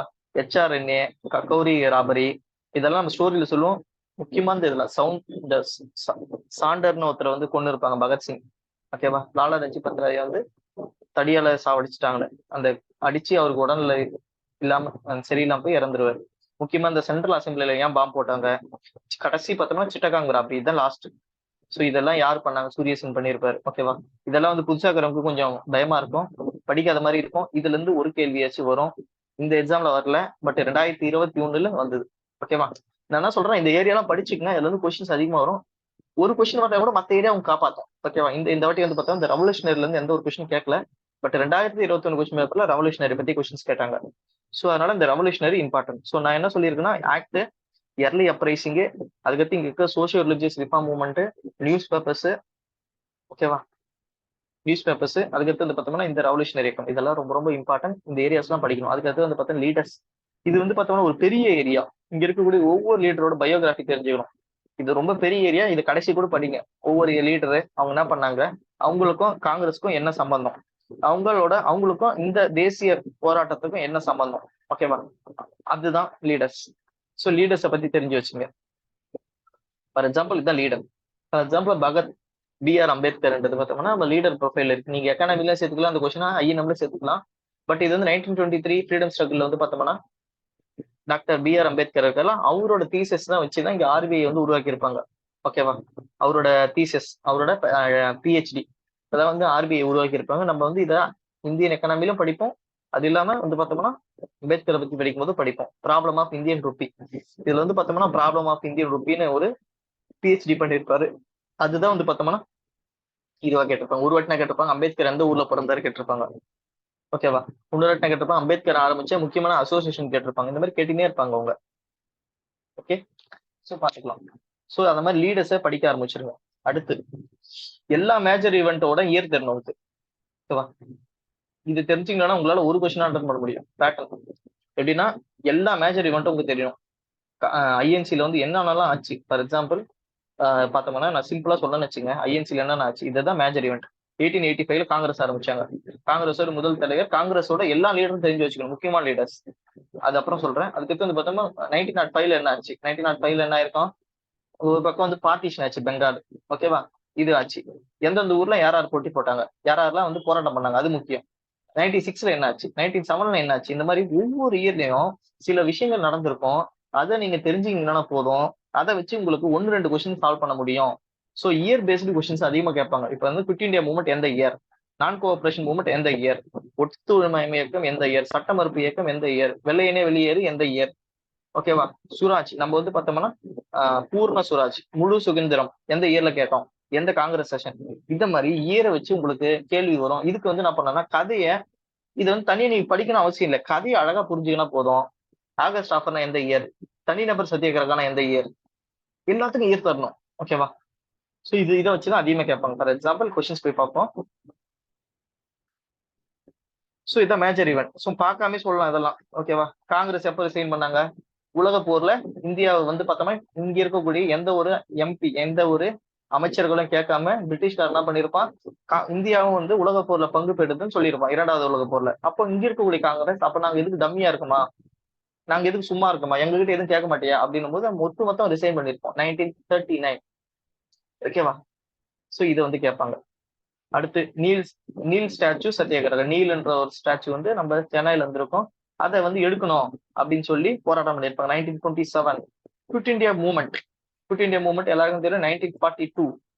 Provincial government for free government, free India. ஓகேவா? சில ப்ரொவின்சியல் கவர்மெண்ட் வந்து உருவாக்கி இருப்பாங்க. யாருக்காச்சும் தெரியுமா என்னென்ன? ஒரு 3 ஊர்ல உருவாக்கி இருப்பாங்க ப்ரொவின்சியல் கவர்மெண்ட். எப்படின்னா நம்ம சுதந்திரமா அடையலாம், நம்ம சுதந்திரம் அடைஞ்ச மாதிரி ஆட்சி பண்ணியிருப்பாங்க. ஒரு 3 ஊர் இருக்கு, சத்தாரா, பாலியா, ஓகேவா? இன்னொரு ஊர் இருக்கு, சத்தாரா, பாலியா, அதுக்கு இன்னொரு ஊர் இருக்கு. ஒரு 3 ஊர்ல வந்து பார்த்தா நம்ம ஆட்சியே பண்ணியிருப்போம் ப்ரொவின்சியல் கவர்மெண்ட். அதுதான் ஃப்ரீ இந்தியா. அது 1943 குவிட் இந்தியா மூவ்மெண்ட் நடக்கும்போது அது நடந்திருக்கும். ஸோ இதெல்லாம் நீங்க தெரிஞ்சுக்கினா போதும், ஈஸியா 1 to 2 கொஸ்டின் அடிச்சலாம். இது ஒண்ணு. அப்புறம் அப்படியே வருவோம் பாருங்க. இதுவும் அதே தான். டக்குன்னு இயரை போட்டு போயினே இருக்கணும். ஓகேவா? டக்குன்னு இயரை போட்டுட்டு போயினே இருக்கணும். இப்ப வந்து நேரு ரிப்போர்ட் 1928, பூனா பேக்ட், சைமன் கமிஷன் வந்து பார்த்தோம்னா நீங்க அந்த இயரை வச்சு போட்டுக்கலாம். நேரு ரிப்போர்ட்டுக்கு முன்னாடி தான் வந்திருக்கும் சைமன் கமிஷன். அப்போ 1927 கூட நீங்க போட்டுக்கலாம். ஓகே, கிரிப்ஸ் மிஷன் கடைசி தான் வருது. பூனா பேக்ட் வந்து பார்த்தோம்னா இந்த சைமன் கமிஷன் இதெல்லாம் முடிஞ்சு 3rd ரவுண்ட் டேபிள் கான்ஃபரன்ஸ்ல வந்து பார்த்தோம்னா அப்புறமா தான் பூனா பேக்ட் நடந்திருக்கும். ஸோ வந்து பார்த்தோம்னா 1934 சொல்லுவாங்க. ஸோ அவ்வளவுதான். இந்த இயர்லாம் இதெல்லாம் ஈவெண்ட். அந்த ஈவெண்ட் எல்லாம் தெரிஞ்சது, இந்த கதை புரிஞ்சதுன்னா எதுக்கு நேரு ரிப்போர்ட், எதுக்கு சைமன் கமிஷன் வந்தாங்க, ஏன் வந்து பூனா பேக்ட் சைன் பண்ணாங்க, எதனால வந்து கிரிப்ஸ் மிஷின் வந்தாங்க, இதெல்லாம் கதை தெரிஞ்சுனா போதும். டக்கு டக்கு டக்குன்னு போட்டுட்டு 1 மார்க், இதோ பாருங்க 1 மார்க், இங்க ஒரு 1 மார்க், 2 மார்க் அடிச்சிடலாம், அப்படியே வரும். எப்போ வந்து பூர்ண சுவராஜ் சொன்னோம், ஓகேவா? பூர்ண சுவராஜ் எப்போ காங்கிரஸ் நிறைவேற்றிருப்பாங்க, லாகூர் செஷன்ல 1929 ஆரம்பிச்சிருப்பாங்க, சொல்லியிருப்பாங்க. சப்பம், இதெல்லாம் ஈஸியான கொஸ்டின் இருக்கிறதுலே, ஓகேவா? டக்கு டக்கு டக்குன்னு சொல்லிட்டு போயினே இருக்கலாம். பாருங்க, மத்த ஈவெண்ட் கூட தெரிஞ்சுக்கணும். 1907 என்னாச்சு, காங்கிரஸ் 2ஆ பிரிஞ்சது. 1920 என்ன ஆச்சு பார்த்தோம்னா, நான் ஒத்துழையாமை இயக்கமா, நான் கோஆபரேஷன் மூவ்மெண்ட் பர்மிஷன் கொடுத்தாங்க. 1914 கராச்சி செஷன் என்னாச்சு, இது வந்து பார்த்தோம்னா காங்கிரஸ் செஷனே இல்ல, இது வந்து பார்த்தோம்னா முஸ்லீம் லீகோட செஷன். சாரி 1940 லாகூர் செஷன் நடக்கும், முஸ்லீம் லீக். அப்பதான் வந்து பார்த்தோம்னா பாகிஸ்தான் ஒரு நாடு வேணும்னு பாகிஸ்தானோட முஸ்லீம் லீக் வந்து அறிவிச்சிருக்கோம். இது தெரியல. 1940 எந்த செஷன் நடக்கல காங்கிரஸ்ல, ஓகேவா? 1929 பூர்ண சுவராஜ். இந்த மாதிரி ஐஎன்சியோட எல்லா செஷனும் தெரிஞ்சு வச்சுக்கணும். ஃபார் எக்ஸாம்பிள் வந்து பார்த்தோம்னா நம்ம கிளாஸ் எடுப்போம், எல்லாத்துக்கும் என்ன கிளாஸ் எடுப்போம்னு சொல்றாங்கன்னா, இப்போ வந்து பார்த்தோம்னா கிளாஸஸ் எடுத்துன்னு இருக்கோம், நீங்க வந்து அட்டன் பண்ணிக்கலாம். ஃபார் எக்ஸாம்பிள் ஐஎன்சி பொறுத்த வரைக்கும் நீங்க தெரிஞ்சுக்க வேண்டிய செஷன்ஸ் எல்லாமே பார்த்தா இவ்வளவுதான். இது பாருங்க, இதெல்லாம் படிச்சீங்கன்னா உங்களுக்கு ஒரு question ready. For example first session வந்து பார்த்தோம்னா WC பானர்ஜி 72 பேர் அட்டன் பண்ணாங்க. செகண்ட் செஷன் கல்கத்தா நடந்தது, தேர்ட் செஷன் பாம்பே மெட்ராஸ் நடந்தது, ஃபோர்த் செஷன் அலகாபாத் நடந்தது. அதோட நேரம் 1986 வந்துருங்க, அதோட 1919 வந்துருங்க. ஏன்னா இந்த ஈவெண்ட்ல வந்து பார்த்தோம்னா ஒவ்வொரு நடந்தது. 1986 தான் வந்து பார்த்தோம் வந்தே மாதரம் பாடினாங்க. 1905 வந்து பார்த்தோம்னா பார்ட்டிஷன் ஆச்சு. 1906 வந்து பார்த்தோம் சுராஜ் என்ற வார்த்தையை முதல்ல யூஸ் பண்ணோம். நம்ம வந்து பார்த்தோம்னா செல்ஃப் ரூல் பண்ணோம், சுய ஆட்சி பண்ணணும்னு சொன்னோம். 1906 1907 காங்கிரஸ் பிரிஞ்சிச்சு. 1911 ஜனகண மனகல் இந்த பாட்டு பாடணும். ஒரு பக்கம் 1911 பார்ட்டிஷன் வந்து கேன்சல் பண்ணாங்க. 1916 முஸ்லீம் லீக்கும் நம்ம காங்கிரஸும் ஒன்னா சேர்ந்தாங்க. ஒரு பக்கம் வந்து பார்த்தோம்னா மாட்ரேட்டும் எக்ஸ்ட்ரீமிஸ்டும் மிதவாதிகளும் தீவிரவாதிகளும் ஒன்னா சேர்ந்தாங்க. 1917 முதல் பெண் தலைவர். 1919 அந்த ஜாலியவாலா பார்த்து கண்டனம் தெரிவிச்சாங்க. 1920 நம்ம தமிழ்நாடை சேர்ந்த விஜய ராகவாச்சாரியார் தமிழ்நாடை சேர்ந்த முதல் காங்கிரஸ் லீடர். இந்த மாதிரி ஒவ்வொரு வருஷத்துக்கும் ஒரு கதைன்றத ஒரு ஈவெண்ட் நடந்திருக்கும், ஓகேவா? காந்தி வந்து பார்த்தோம்னா ஒரே ஒரு செஷன்ல தான் இருந்திருப்பாரு. அதே போல முதல் பெண் வந்து பார்த்தோம்னா சரோஜினி நாயுடு கான்பூர்ல தலைவரா இருந்திருப்பாங்க. அதே போல 1940 செஷனே இருக்காது பாருங்க, 1940 செஷனே இருக்காது. 40ல இருந்து 45 வரைக்கும் பார்த்தோம்னா மௌலானா அபுல் கலாம் ஆசாத் இருந்திருப்பாரு தலைவரா. சோ இந்த மாதிரி ஒவ்வொரு செஷனுக்கும் ஒரு முக்கியத்துவம் இருக்கும். அந்த செஷனோட முக்கியத்துவம் எல்லாம் தெரிஞ்சுக்கிங்களா உங்களுக்கு 1 to 2 கொஸ்டின்ஸ் எக்ஸாம்ல வந்துடும். ஐஎன்எம் பொறுத்த இருக்கும் எப்படின்னா, தேடி தேடி தான் ஐஎன்எம் வந்து படிச்சீங்கன்னா ஈஸியா அந்த 15 மார்க்ன்றது அப்படியே நம்ம அள்ளிடலாம். ஓகே, சோ நியூஸ் பேப்பர் பார்த்துட்டோம், ஐஎன்சி மேஜர் ஈவெண்ட் பார்த்துட்டோம். அடுத்து பாருங்க, இதுவும் ஈவெண்ட் தான், ஓகேவா? இதுவும் கதை தான். நீ கதை தெரிஞ்சுக்கினா போதும், அடிச்சு போயினே இருக்கலாம், ஓகேவா? பாருங்க, சிம்பிளா நான் சொல்றேன். இங்க என்ன ஆயிடுச்சிருக்குன்னா, இந்த டைம்ல வந்து பார்த்தோம்னா நம்ம வந்து பார்த்தோம் சிவில் டிசோபிடியன் மூவ்மெண்ட். தமிழ்ல வந்து பார்த்தோம்னா சிவில் டிசோபிடியன் மூவ்மெண்ட், சிடிஎம். தமிழ்ல என்ன சொல்லுவோம் மறந்துட்டேன், டக்கு ஏதாச்சும் சொல்லுங்க. சிந்து, ஒரே நிமிஷம், யாராச்சும் சொல்லுங்க. தமிழ்ல நான் சொல்லுவோம் ஒண்ணு சட்ட மறுப்பு. யாருமே இல்லை எங்க தமிழ் மீடியம். சட்ட மறுப்பு இயக்கம் தான் சார். சட்ட மறுப்பு இயக்கம் தானே? ஓகே, சட்ட மறுப்பு இயக்கம். சட்ட மறுப்பு இயக்கம் நம்ம பண்ணின்னு இருப்போம். ஒரு கட்டத்துல வந்து நாங்க ஆட்சி மாறும்போது நம்மள வந்து பார்த்தோம்னா ரவுண்ட் டேபிள் கான்ஃபரன்ஸ் வந்து கூப்பிட்டுருப்பாங்க. அங்கே முதல் ரவுண்ட் டேபிள் கான்ஃபரன்ஸ் கூப்பிட்டுருப்பாங்க. ஆனா அதை பத்தி என்ன பேச போறோம், எது பேச போறோம், எதுவுமே சொல்ல மாட்டாங்க. அதனால இந்த கான்ஃபரன்ஸ் நம்ம போக மாட்டோம். உடனே வந்து பார்த்தோம்னா செகண்ட் ரவுண்ட் டேபிள் கான்ஃபரன்ஸ் வந்து கூப்பிட்டுருப்பாங்க. செகண்ட் ரவுண்ட் டேபிள் கான்ஃபரன்ஸ் காங்கிரஸ்க்காக காந்திக்கு அட்டன் பண்ணியிருப்பாரு. ஆனா அந்த மீட்டிங்ல வந்து பார்த்தோம்னா ஏகப்பட்ட பிரச்சனை நடக்கும். இதெல்லாம் கதையில டீட்டெயிலா சொல்லுவாங்க டேரக்டா. அதனால வந்து பார்த்தோம்னா சபையில இருந்து நம்ம வெளியே வந்துடும், ஓகேவா? அதுக்கடுத்து third round table conference Congress போக மாட்டோம், ஓகேவா? அப்போ போகும்போது அந்த third round table conference BR Ambedkar போகும்போது இங்க இருக்கக்கூடிய டிப்ரெஸ்ட் கிளாஸ், ஓகேவா? அவங்களுக்கு வந்து பார்த்தோம்னா டிப்ரெஸ்ட் கிளாஸ் இல்ல மிகவும் பின்பற்றப்பட்டவங்க, அவங்களுக்கு வந்து பார்த்தோம்னா ரிசர்வேஷன் வந்து கொடுத்துருப்பாங்க. இதை எதிர்த்து வந்து காந்தி என்ன பண்ணிருப்பாருன்னா, ஏற்கனவே வந்து பார்த்தோம்னா இந்தியாவில இருக்கக்கூடிய முஸ்லீமை பிரிச்சுட்டாங்க. இங்க இருக்கக்கூடிய சிக்கிசம் இந்த மாதிரி எல்லாருமே பிரிக்கிறாங்க.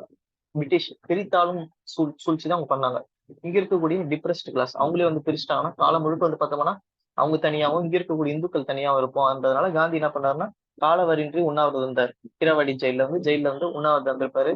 ஒரு கட்டத்துல காந்தியோட எழுத்துலாம் ரொம்ப மோசமாகும் போது இங்க இருக்கக்கூடிய அம்பேத்கர் என்ன நினைப்பாருன்னா, நம்ம போயிட்டு பேசுவோம், நம்ம போய் பேசணும், இல்லைன்னா காந்தி ஏதாச்சும் இறந்துட்டாரோ அந்த மாதிரி ஆச்சுன்னா நம்ம மேலதான் அந்த பேர் வரும் போது அம்பேத்கர் ஒரு பக்கம் வந்து பார்த்தோம்னா எம்.சி. ராஜா அவர்லாம் வந்து பார்த்தோம்னு வச்சுங்க முக்கியமான லீடர் அந்த டைம்ல. அவரோட வரலாறுலாம் இப்ப வந்து மறைச்சிட்டாங்க. அவரை பத்தியில எதுவுமே தெரியாம போயிடுச்சு. தமிழ்நாட்டிலயும் சரி எங்கேயுமே அவரை பத்திலாம் கொடுக்கல. எம்.சி. ராஜா, இந்த பக்கம் இவரு, அதுக்கடுத்து இன்னொரு 3 பேர் போவாங்க. போயிட்டு காந்தி கிட்ட பேசி நாங்க வந்து பார்த்தோம்னா இன்டர்னல் ரிசர்வேஷன் கொடுத்துடலாம், செப்பரேட் எலக்டோரேட் வேணாம் ரிசர்வேஷன் வாங்கியிருப்பாங்க. 71 சீட்ல இருந்து 148 சீட் வந்து கொடுத்துருப்பாங்க. இதுதான் வந்து பூனா பேக்ட். ஜஸ்ட் நான் ஓவரலா சொல்லிட்டேன். ஏற்கனவே தெரிஞ்சு உங்களுக்கு புரிஞ்சிருக்கும், தெரியாதவங்களுக்கும் எதுவுமே புரியாது. இதெல்லாம் பத்தி நம்ம ஸ்டோரியை பார்ப்போம். ஓகேவா? அதுதான் பூனா பேக்ட். ஸோ பூனா பேக்ட் எப்போ சைன் ஆகும்னா தேர்ட் ரவுண்ட் டேபிள் கான்ஃபரன்ஸ்க்கு அப்புறமா தான் சைன் ஆகும் தவிர செகண்ட் ரவுண்ட் டேபிள் கான்ஃபரன்ஸ்க்கு அப்புறமா சாரி தேர்ட் ரவுண்ட் டேபிள் கான்ஃபரன்ஸ்க்கு அப்புறமா பூனா பேக்ட் சைன் ஆகும். ஓகே, அதே மாதிரி நம்ம வரன்றது எப்ப தெரியுமா சொல்லியிருப்போம், காந்தி இர்வின் பேக்ட் சைன் பண்ணியிருப்போம். இப்போ எப்படின்னா, நான் ஃபர்ஸ்ட் மீட்டிங் வரலப்பா, செகண்ட் மீட்டிங் வந்து கூப்பிடுறோம். யாருன்னா இர்வின் வந்து கூப்பிடுவாரு, ஐயா நீங்க வந்தே ஆகணும், இந்த மாதிரி வந்து எங்க பிரதமர் வந்து நீங்க வரணும்னு சொல்றாருன்னும் போது நம்ம வந்து சைன் பண்ணியிருப்போம் காந்தி இர்வின் பேக்ட். ஓகேவா? அந்த பேக்ட் படி அதுக்கடுத்து தான் நம்ம வந்து second round table conference attend பண்ணியிருப்போம் இந்த பேக்ட் முடிச்சுட்டு தான்.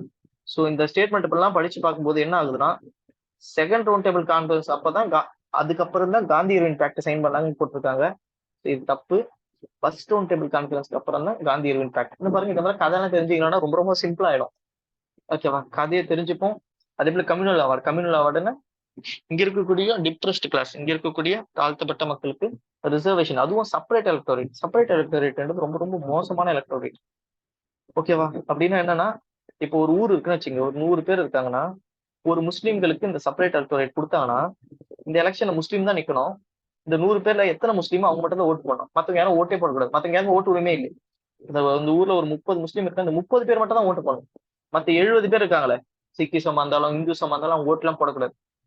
இது வந்து பார்த்தோம்னா ஒரு தவறான ஒரு பிரித்தாளும் இதுதான் ஒரு தவறானது. நாளைக்கு ஒருத்தர் அமைச்சரா வரான்னு வச்சுக்கோ, அவர் என்ன பண்ணுவாரு, இந்த முஸ்லீமை பாத்துக்கினா போதும் இவங்களெல்லாம் பாத்துக்க வேண்டியது, ஏன்னா அவங்க ஓட்டு போட பார்த்தா ஓட்டு இல்லைன்னா வேல்யூ இல்லை. அந்த மாதிரி ஒரு முறையை வந்து கையாளுறாங்க. அது வந்து தப்பான முறை. ஸோ இதுதான். ஸோ அதனால பார்த்தோம்னா கதையை தெரிஞ்சுக்கங்க. கதையை தெரிஞ்சுக்கினாவே உங்களுக்கு 1 மார்க்கோ 2 மார்க் வந்துடும். இந்த மாதிரி இயர்ஸ் முக்கியமான ஈவெண்ட் எல்லாம் தெரிஞ்சுக்கணும்னா 1 to 2 மார்க் வந்துடும். அதுக்கடுத்து இதுவும் பாருங்க, அங்க வந்து பார்த்தோம்னா பார்ட்டிஷன் ஒரு வார்த்தை கொடுத்துருக்காங்க. பார்ட்டிஷன்னா இங்க வந்து பார்த்தோம்னா முஸ்லிம்களுக்குன்னு ஒரு நாடு உருவாகுது, பாகிஸ்தான். இந்த பாகிஸ்தானை பத்தி முதல்ல யார் வந்து கேட்டிருப்பாங்கன்னா முகமது இக்பால். இந்த ஒரு பாட்டு கேட்டிருப்போம், ஜாரே ஜகா சே அச்சா இந்து சித்தார் அப்படின்னு ஒரு பாட்டு வரும் தெரியுமா? அந்த பாட்டு எதிர்ந்து இவர் தான் ஒரு காலத்துல எல்லாம் அது என்ன சொல்லியிருப்பாங்க, இந்துக்களும் முஸ்லிம்களும் பார்த்தோம்னா எப்படின்னா ஒரு எப்படின்னா ஒரு கண்கள், நம்ம கண்கள் மாதிரி ரெண்டுமே முக்கியம் அப்படின்னா ஒரு காலத்துல இவரெல்லாம் வந்து இந்து முஸ்லிம்கள் யூனிட்டிக்காக பேசியிருப்பாரு, பாட்டுலாம் எழுதியிருப்பாரு. ஆனா ஒரு கட்டத்துல இவரும் வந்து பார்த்தோம்னா ஒரு கம்யூனல், ஒரு பக்கம் வந்து பார்த்தோம்னா அந்த மதத்தினால நமக்கு தனி நாடு வேணும் அப்படின்ற ஒரு சூழ்ச்சி, ஒரு மாயை வந்து பிரிட்டிஷ்காரன் உருவாக்கியிருப்பாங்க அந்த டைம்ல. இந்துக்கள் காங்கிரஸ் எல்லாம் இந்துன்னு சொல்லும்போது ஒரு கட்டத்துல இவரெல்லாம் வந்து பார்த்தோம்னா தனியா வந்து எங்களுக்கு தனிப்பட்ட நாடு வேணும்னு சொல்லியிருப்பாரு. இப்போ ஒரு கொஸ்டின் கேட்கறேன், இந்த கொஸ்டினை அடிக்கடி டிஎன்பிசில கேட்பாங்க. பாகிஸ்தான்ன்ற வார்த்தை யாரு வந்து காயின் பண்ணாங்க? பாகிஸ்தான்ன்ற வார்த்தை யார் முதல்ல சொன்னாங்க? இவர் தான் அந்த வார்த்தையை சொன்னார். பாகிஸ்தான், எனக்கு ஒரு நாடு வேணும், அது ஒரு பேர் பாகிஸ்தான் அப்படின்னு சொன்னது யார்? இது ஒரு கொஸ்டின் கேட்பாங்க. இந்த 2 கொஸ்டினும் இம்பார்ட்டன்ட். முதல்ல பாகிஸ்தான்ன்ற நாடு வேணும்னு சொன்னது யாருன்னா முகமது இக்பால். முதல்ல பாகிஸ்தான்ன்ற அந்த வார்த்தை காயின் பண்ணது யாரு? ஜின்னா இல்ல. அப்புறம் இதுக்குள்ளதான் இது ஆன்சர். அதனாலதான் சொல்றேன். ஓகேவா? ரகுமத் அலி இவர் தான் சொல்லியிருப்பாரு. இந்த ரகுமத் அலி இருக்காரு, இவர் தான் வந்து பாகிஸ்தான்ன்ற ஒரு தனிப்பட்ட நாடு வேணும் அப்படின்னு சொல்லியிருப்பாரு. நோட் பண்ணீங்க. ஜின்னாலாம் ஒரு காலத்துல காங்கிரஸோட தீவிர தொண்டர். ஓகேவா? 1920 எல்லாம் காங்கிரஸ் கொடி கட்டி நின்றாலும் ஆனா பின்னாடி பார்த்தோம்னா அவரும் மாறிடுறாரு. அதுக்கெல்லாம் காரணம் இருக்கு, ஏன் மாறுறாரு, அந்த இடத்துல பிரிட்டிஷோட சூழ்ச்சி என்ன அப்படின்றத நம்ம கதையோட பார்த்தாலும் புரியும். ஜஸ்ட் ஏன் மாறினாருன்னும் போது தெரியாது. ஏன்னா இந்த பக்கம்லாம் வந்து பார்த்தா இங்கேயும் வந்து காங்கிரஸ் நிறைய முஸ்லீம்லாம் வந்து லீடர்ஸா இருக்காங்க. மௌலானா அப்துல் கலாம் ஆசாத் அவரெல்லாம் வந்து முஸ்லீம் விரோதின்னு சொல்லுவாங்களாம் அந்த டைம்லயே. ஓகே, இதுக்கெல்லாம் நம்ம ஸ்டோரியா சொல்லும் போது கிளாஸ் அட்டன் பண்ணுங்க. ஸோ அடுத்த வாரத்துல நம்ம கிளாஸ் ஆரம்பிப்போம். ஓகேவா? சரி, அதே மாதிரி பார்த்தோம்னா காங்கிரஸை பொறுத்த வரைக்கும் இதெல்லாம் கொஞ்சம் ரேர் கொஸ்டின் தான், இதெல்லாம் தெரிஞ்சு வச்சுங்க. தமிழ்நாடு லெவலில் காங்கிரஸ்ல யார் தலைவர் தெரிஞ்சு வச்சுங்க. எப்படின்னா நம்ம இந்திய லெவலில் காங்கிரஸோட தலைவர் பார்த்தோம், அன்னை பெசன்ட் தலைவராக இருந்தாங்க, சரோஜினி நாயுடு தலைவராக இருந்தாங்க. அது பார்க்கும்போது அதே போல தமிழ்நாட்டுல முக்கியமான ஈவெண்ட்ல தலைவராக யார் இருந்தாங்க, முக்கியமா வந்து பார்த்தோம்னா நான் கோஆபரேஷன் மூவ்மெண்ட் ஒத்துழைமை இயக்கத்துல தமிழ்நாடு காங்கிரஸோட தமிழ்நாடு காங்கிரஸ் கமிட்டியோட தலைவர் யார். அதே போல சைமன் கமிஷன், முக்கியமான இந்த சைமன் கமிஷன் அப்பெல்லாம் தமிழ்நாட்டுல மிகப்பெரிய போராட்டம் பண்ணலாம். சைமன் வந்து இங்க சென்னையில இறங்கும் போது ஒட்டுமொத்த தெருவு எல்லாமே எம்டியா பண்ணி நம்ம வந்து அவ்வளவு பெரிய போராட்டத்தை பண்ணோம். ஒரு பக்கம் ஸ்ட்ரைக் பண்ணோம், ஒரு பக்கம் வந்து பார்த்தா மில் ஸ்ட்ரைக் பண்ணோம், நிறைய பண்ணோம் சைமன் எதிர்த்து. சோ அந்த சைமன் இதெல்லாம் யார் பண்ணிருப்பாங்க இங்க, அது தெரிஞ்சுங்க. அதுக்கடுத்து சிவில் டிசோபீடியன்ட் மூவ்மெண்ட் அப்போ, ஓகேவா, சட்ட மறுப்பு இயக்கம் இருக்குல்ல, அந்த டைம்ல காங்கிரஸோட தலைவர் யார். சோ இதுதான் அடிக்கடி கொஸ்டின் கேட்டுனே இருப்பாங்க. இது ரொம்ப ரொம்ப முக்கியம். ஓகே, சோ இது தெரிஞ்சு வச்சுங்க. இதை வந்து நீங்க கூகுள் பண்ணி தெரிஞ்சு வச்சுங்க. சோ இந்த மாதிரி கொஸ்டின்ஸ் கேட்பாங்க.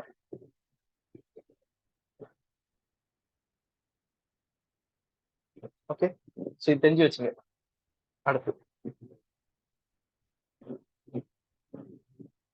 சோ அதே போல பார்த்தோம்னா சில கொஸ்டின்ஸ் வந்து பவுன்சரா வரும், சில கொஸ்டின்ஸ் வந்து நம்ம படிச்சே இருக்க மாட்டோம். என்னதான் நம்ம போனாலும் 18 கொஸ்டின் பார்த்தாலும் ஒரு 3-4 கொஸ்டின் நமக்கு தெரியாத மாதிரி வரும், பார்க்காத மாதிரி வரும், எதுவுமே தெரியாத மாதிரி வரும். அதெல்லாம் ஒரு கொஸ்டின் தான். இது நேத்தே நம்ம பார்த்தோம். இந்த மாதிரி கொஸ்டின் வந்துன்னா நம்ம அந்த இயரை வச்சு ஏதாச்சும் கெஸ் பண்ணலாம். இப்ப என்ன பொறுத்தவரைக்கும் நான் என்ன சொல்லுவேன்னா 1802. ஓகே, இந்த ஒரே ஒண்ணுதான் எனக்கு தெரியும். மற்றபடி இந்த ட்ரையாங்குலர் சர்வேவோ இந்த முக்கோண ஆய்வை பத்தி எதுவுமே தெரியாது, எந்த புக்ல படிக்கல, இதை பத்தி நம்ம எந்த சோர்ஸும் சொல்லல. இந்த மாதிரி கொஸ்டின் வந்ததுன்னா 1802 நேரம் அந்த காலத்துக்கு போங்க. இந்த காலத்துல என்ன ஆயிருக்கும், ஒரு பக்கம் வந்து பார்த்தோம்னா சவுத் இந்தியாலாம் புடிச்சிட்டாங்க பிரிட்டிஷ்காரங்க. ஒரு பக்கம் மெட்ராஸ், ஒரு பக்கம் பாம்பே, ஒரு பக்கம் கல்கத்தா, இங்கெல்லாம் புடிச்சிட்டாங்க. அங்கெல்லாம் பார்த்தோம்னா ஆள ஆரம்பிக்கிறாங்க, அவங்க வந்து ரூல் பண்ண ஆரம்பிக்கிறாங்க. மற்றபடி இந்த பெரும்பான்மையான நார்த் இந்தியாலாம் கொஞ்சம் சும்மா தான் இருக்கு. அதனால டெல்லின்றது வராது. டெல்லியோட முக்கியத்துவம் எல்லாம் பார்த்தோம்னா 1911க்கு மேலதான் டெல்லியோட முக்கியத்துவம் வரும். 1911 தான் டெல்லி வந்து கேபிட்டலா அறிவிப்பாங்க. ஓகேவா? அந்த டைம்ல இருக்கக்கூடிய கவர்னர் ஜெனரல் லார்ட் ஆர்ஜினிங் அவர் தான் வந்து டெல்லியை கேபிட்டலா அறிவிப்பாரு. கல்கத்தா வந்து அதுவும் கல்கத்தா தான் ஹெட். அதனாலதான் 1905ல கல்கத்தா பிரிக்கிறாங்க. இந்த இந்த இங்க வந்து அவ்வளவு ஃப்ரீடம் ஸ்ட்ரகிள் நடக்குது, இதை வந்து ரெண்டா பிரிச்சாதான் இங்க இருக்கக்கூடிய காங்கிரஸ் வந்து ஒழிக்க முடியும் அப்படின்னு பிரிப்பாங்க. ஓகே, சரி, அப்போ வந்து பார்த்தோம்னா டெல்லி வராது. ஸோ இந்த மாதிரி கெஸ் பண்ணுங்க. டெல்லி வராதுன்னா அப்போ கல்கத்தா, மெட்ராஸ், பாம்பே இதுக்குள்ளதான் ஆன்சர் இருக்கும். உங்க இஷ்டமா எதுனா கெஸ் பண்ணுங்க. ஓகேவா? ஸோ ஆன்சர் வந்து மெட்ராஸ் தான். அதே மாதிரி வந்து பார்த்தோம்னா கோர்ட் வந்து கேட்பாங்க. நீங்க எல்லா கோர்ட்டும் படிக்க தேவையில்ல, சில முக்கியமான கோர்ட்லாம் படிச்சுக்கோங்க. சுராஜ் பத்தியோ, ஓகே, அன்னை பேசுற முக்கியமான கோர்ட்டு, காந்தியோட கோர்ட்டு. அதே போல அந்த கோர்ட்டோட வேர்ட்ஸை வச்சு நீங்க கண்டுபிடிக்கணும். இப்போ ஒவ்வொருத்தருக்கும் ஒரு ப்ரொஃபைல் இருக்கும். ஓகேவா? முகமது மோத்திலால் நேரு ஒரு பக்கம், பாலகங்காதர் திலக், இந்த மாதிரி ஒவ்வொருத்தருக்கும் ஒரு ஐடியாலஜி இருக்கும், ஒவ்வொருத்தருக்கும் பேசக்கூடிய ஒரு தன்மை இருக்கும். அந்த கோர்ட் என்ன தன்மையில இருக்கு, ரொம்ப ஸ்ட்ராங்கா இருக்கா, எப்படின்னா அந்த கோர்ட் வந்து பிரிட்டிஷர்ஸ் ஒரே தூக்கி வெளியே அமைச்சுற மாதிரி இருக்கா, இல்ல என்ன சொல்ல வராங்கன்றது நீங்க புரிஞ்சுக்கணும்னா அந்த ஆள் அந்த அந்த ஃப்ரீடம் ஃபைட்டர் இருக்கிறதுல அவரோட தன்மைக்கும் ஒத்து போதான்னு பாருங்க. பாருங்க, இப்ப படிக்கிறேன், யாரா இருக்குன்னு இங்க பார்க்காம யோசிக்கணும். British rule was established in India, ஓகேவா, with the cooperation of Indians. இங்க இருக்கக்கூடிய ஆங்கிலேயர் ஆட்சி இந்தியர்களோட கோஆபரேஷன் ஒத்துழைமையால தான் இது வந்து நடந்தது. ஓகேவா? இப் சப்போஸ் இங்க இருக்கக்கூடிய பிரிட்டிஷ்காரெல்லாம் இதை ஒத்துழைக்கல, எப்பா நான் ஒத்துழைக்க மாட்டேன், அப்போ ஒரே வருஷத்துல சுதந்திரம் அடைஞ்சிடலாம். நம்ம வந்து பார்த்தோம்னா செல்ஃப் ரூல் அடைஞ்சிடலாம். பாருங்க, படிக்கும் போதே தெரியுது யார் சொல்லியிருப்பாங்கன்னு. சோ அப்போ ஒத்துழையாமை இயக்கம் கொண்டு வந்த காந்தி தான் இதை சொல்லியிருப்பாரு. காந்தி என்ன சொல்லியிருப்பாருன்னா 1920 காங்கிரஸ் செஷன்ல என்ன சொல்லியிருப்பாருன்னா, இப்ப எனக்கு வந்து பார்த்தோம்னா நம்ம ஒத்துழைமை இயக்கம் ஆரம்பிக்கலாம் அந்த கான்பரன்ஸ்ல சொல்லியிருப்பாரு. ஓகே, ஒரு வருஷம் எனக்கு டைம் கொடுங்க, ஒரே வருஷத்துல நம்ம வந்து பார்த்தோம்னா செல்ஃப் ரூல், இது வந்து பார்த்தோம்னா முழு சுதந்திரம் இல்ல, நம்ம வந்து பார்த்தோம்னா ஒரு டொமினியன் ஸ்டேட்டஸ், நம்ம வந்து பார்த்தோம்னா பிரிட்டிஷ் கீழே ஒரு நம்மளே ஆட்சி பண்ணிக்கலாம், அந்த நிலைக்கு நான் கொண்டு வரேன், எனக்கு வந்து ஒரு வருஷம் டைம் கொடுங்கன்னு அங்க இருக்கக்கூடிய காங்கிரஸ் கிட்ட காந்தி கேட்டிருப்பாரு. சோ அங்க கேட்டக்கூடிய டயலாக் தான் இது. சோ அந்த டயலாக்கை வச்சே நீங்க வந்து கண்டுபிடிக்கணும் இது யாருன்னு. ஓகேவா? சோ கண்டுபிடிச்சிடலாம்ல, ஈஸி தானே. பாருங்க, சிம்பிள் தான் இது. சோ இந்த கொஸ்டின் பேப்பர்ல உங்களால இந்த டயலாக் போட முடியும் ஒண்ணு. ஓகேவா? அதுக்கடுத்து அம்பேத்கரை பத்தி படிச்சிருப்பீங்க 2. ஒரு பக்கம் வந்து பார்த்தோம்னா காந்தி. இப்ப காந்தியோட இது வந்து பார்த்தா பழைய கொஸ்டின்ஸ், நீங்க பழைய கொஸ்டின்ஸ் எல்லாம் பார்த்துருந்தாவே போதும், இந்த கொஸ்டின் போட்டிருக்கலாம். ஓகே, அதே போல ஒரு 3 பெரிய ஊர்ல ஒரு சின்ன ஊர் இருந்தா நீங்க அதான் ஆன்சரா போடலாம். இப்ப மதுரை, சேலம், ஒரு பக்கம் சென்னை, மெட்ராஸ், நடுவில் திருச்செங்கோடு இருந்துன்னு வச்சுங்க, திருச்செங்கோடு தான் ஆன்சர். ஓகேவா? ஒரு பக்கம் வந்து பெரிய பெரிய ஊர் சொல்லிட்டு ஒரு சின்ன ஊர் சொல்றாங்கன்னா மோஸ்ட்லி இப்போ இதுக்கு வந்து நான் சிம்பிளா நான் சொல்றேன், யோசிச்சு பாருங்க. இதுக்கு மதுரை தான் ஆன்சர்னா இந்த இடத்துல மெட்ராஸ்னு கொடுத்துட்டு போயிடலாம் அந்த எக்ஸாம்ல இல்ல சேலம்னு கொடுத்துட்டு போயிடலாம், இல்ல ஈரோடுன்னு கொடுத்துட்டு போயிடலாம். ஏன் ஏதோ ஒரு சின்னதா ஒரு ஊரை சொல்றாரு திருச்செங்கோடு, அப்போ அதுவாதான் ஆன்சரா இருக்கும். அந்த கிரிட்டிக்கல் திங்கிங் பண்ண மாட்டாங்க. இப்போ எனக்கு வந்து ஒரு கொஸ்டின் ஆன்சர் வந்து மெட்ராஸ்னு தெரிஞ்சிச்சு, அப்போ நான் என்ன அடுத்த ஆப்ஷன் செட் பண்ணுவேன்னா கல்கத்தா, பாம்பே, ஓகேவா, டெல்லி, இந்த மாதிரி தான் செட் பண்ணுவேன். அப்பதான் கன்ஃபியூஸ் ஆகும். இப்போ ஆன்சருக்கு திருச்செங்கோடுன்னும் போது அந்த மாதிரி சின்ன ஆன்சர் இந்த டைம்ல போயிட்டு கல்கத்தா, பாம்பே இந்த இடத்துல போயிட்டு நான் ஒரு சின்னதா ஏதோ ஒரு ஊரை சொல்ல மாட்டேன். ஓகேவா, ஃபார் எக்ஸாம்பிள் புதுக்கோட்டை அப்படின்னு சொல்ல மாட்டேன். அப்படி அந்த மாதிரி திங்கிங் வராது அந்த எக்ஸாமினருக்கு. அந்த எக்ஸாமினர் பாயிண்ட் ஆஃப் வியூ யோசிக்கும் போது மெட்ராஸ் அடுத்து நான் போடும் உங்களை கன்ஃபியூஸ் பண்ணணும், பசங்க கன்ஃபியூஸ் பண்ணணும், பெரிய பெரிய ஊரை கொடுப்பாரு, ஹைதராபாத் அப்படி கொடுப்பாரு. ஆனா இந்த மாதிரி சின்னதா சின்ன ஊரா இருந்தா மோஸ்ட்லி இதான் ஆன்சரா இருக்கும். ட்ரை பண்ணி பாருங்க, ஒண்ணுமே தெரியலன்னும் போது இந்த மாதிரி கெஸ் போங்க. ஓகே, ஸோ அதே போல பாருங்க, ரிலீஜியஸ் ரிஃபார்ம்ல ஒன்று இருக்கும், கன்ஃபார்மா கொஸ்டின்ஸ் இருக்கும். அதுக்கு செப்பரேட் எலக்டோரேட் இருக்கும், கதைகள், இதெல்லாமே கேட்டீங்கன்னா போதும். இங்க இருக்கக்கூடிய ஐஎன்எம்ல உங்களால 15 கொஸ்டின் வந்து கேரண்டி அழிச்சுட்டு போயினே இருக்கலாம். ஸோ இதுதான் இன்னைக்கு கிளாஸ்ல சொல்ல வந்தேன். அதனால படிக்கிறத அப்ரோச்சை மாத்தி படிக்க. ஓகேவா, ஒவ்வொரு சப்ஜெக்ட்டுக்கும் ஒரு அப்ரோச் தேவைப்படும். ஐஎன்எம்க்கு இந்த அப்ரோச் தான் தேவைப்படும். ஸோ மோஸ்ட்லி வந்து பார்த்தோம்னா மறுபடியும் ஃபைனலா சொல்றேன், ஆக்ட், இங்க இருக்கக்கூடிய சட்டங்கள் 1, ஓகேவா, எர்லி அப்ரைசிங், இங்க இருக்கக்கூடிய கிளர்ச்சி, ஆரம்ப கட்ட கிளர்ச்சி 2, ஓகேவா.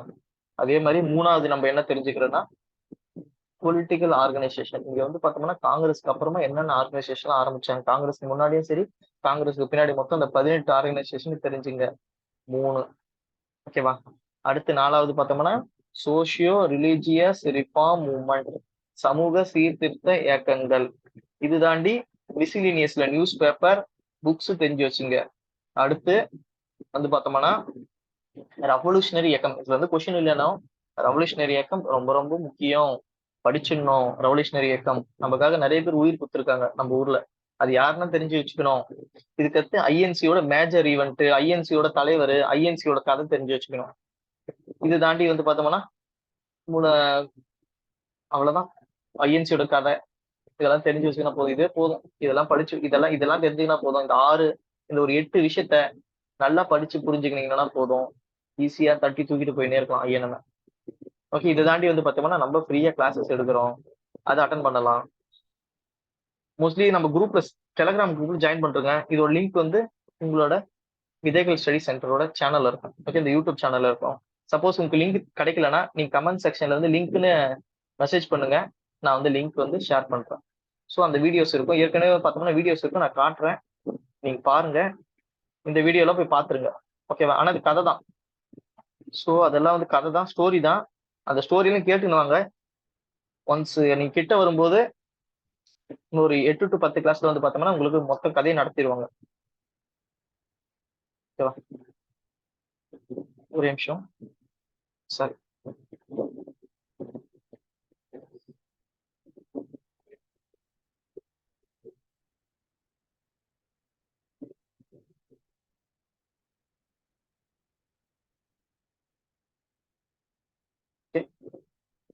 இந்த பாருங்க, இதுல வந்து ஸ்டோரி போட்டிருக்கோம். ஃபார் எக்ஸாம்பிள் வந்து இப்படியே நீங்க பழைய வீடியோஸ் எல்லாம் கொஞ்சம் முன்னாடி போனீங்கன்னா ஐஎன்எம் கிளாஸ் 2, ஓகே, ஒரு காந்தி போட்டோ இருக்கும். அதுக்கடுத்து வந்து பார்த்தா ஐஎன்எம் கிளாஸ் 2 நம்ம போடுறதெல்லாம் பார்த்தோம்னா 1 hour 1.5 hour இருக்கும். அதனால தான் அதுக்கு வியூஸே வர்றதில்ல. ஆனா அது வந்து பார்த்தோம்னா உங்களுக்கு ஈஸியா புரிஞ்சிடும். So INM class 1, INM class 2, அதுக்கடுத்து மேல பாத்தீங்கன்னா ஐஎன்எம் கிளாஸ் 3, இது இருக்கு பாருங்க, ஐஎன்எம் கிளாஸ் 3 கவர்னர் ஜெனரலை பத்தி. ஸோ இந்த கிளாஸ் 3, கிளாஸ் 4 வந்து இன்னும் சீக்கிரம் அப்லோட் பண்றாங்க, கிளாஸ் முடிஞ்சிச்சு. கிளாஸ் 5 வந்து அடுத்த வாரம் இருக்கும் உங்களுக்கு, ஓகே. ஸோ இதுல வந்து நீங்க வந்து பண்ணிக்கலாம். ஸோ ஏதாச்சும் டவுட் இருந்தா நீங்க கேட்கலாம்.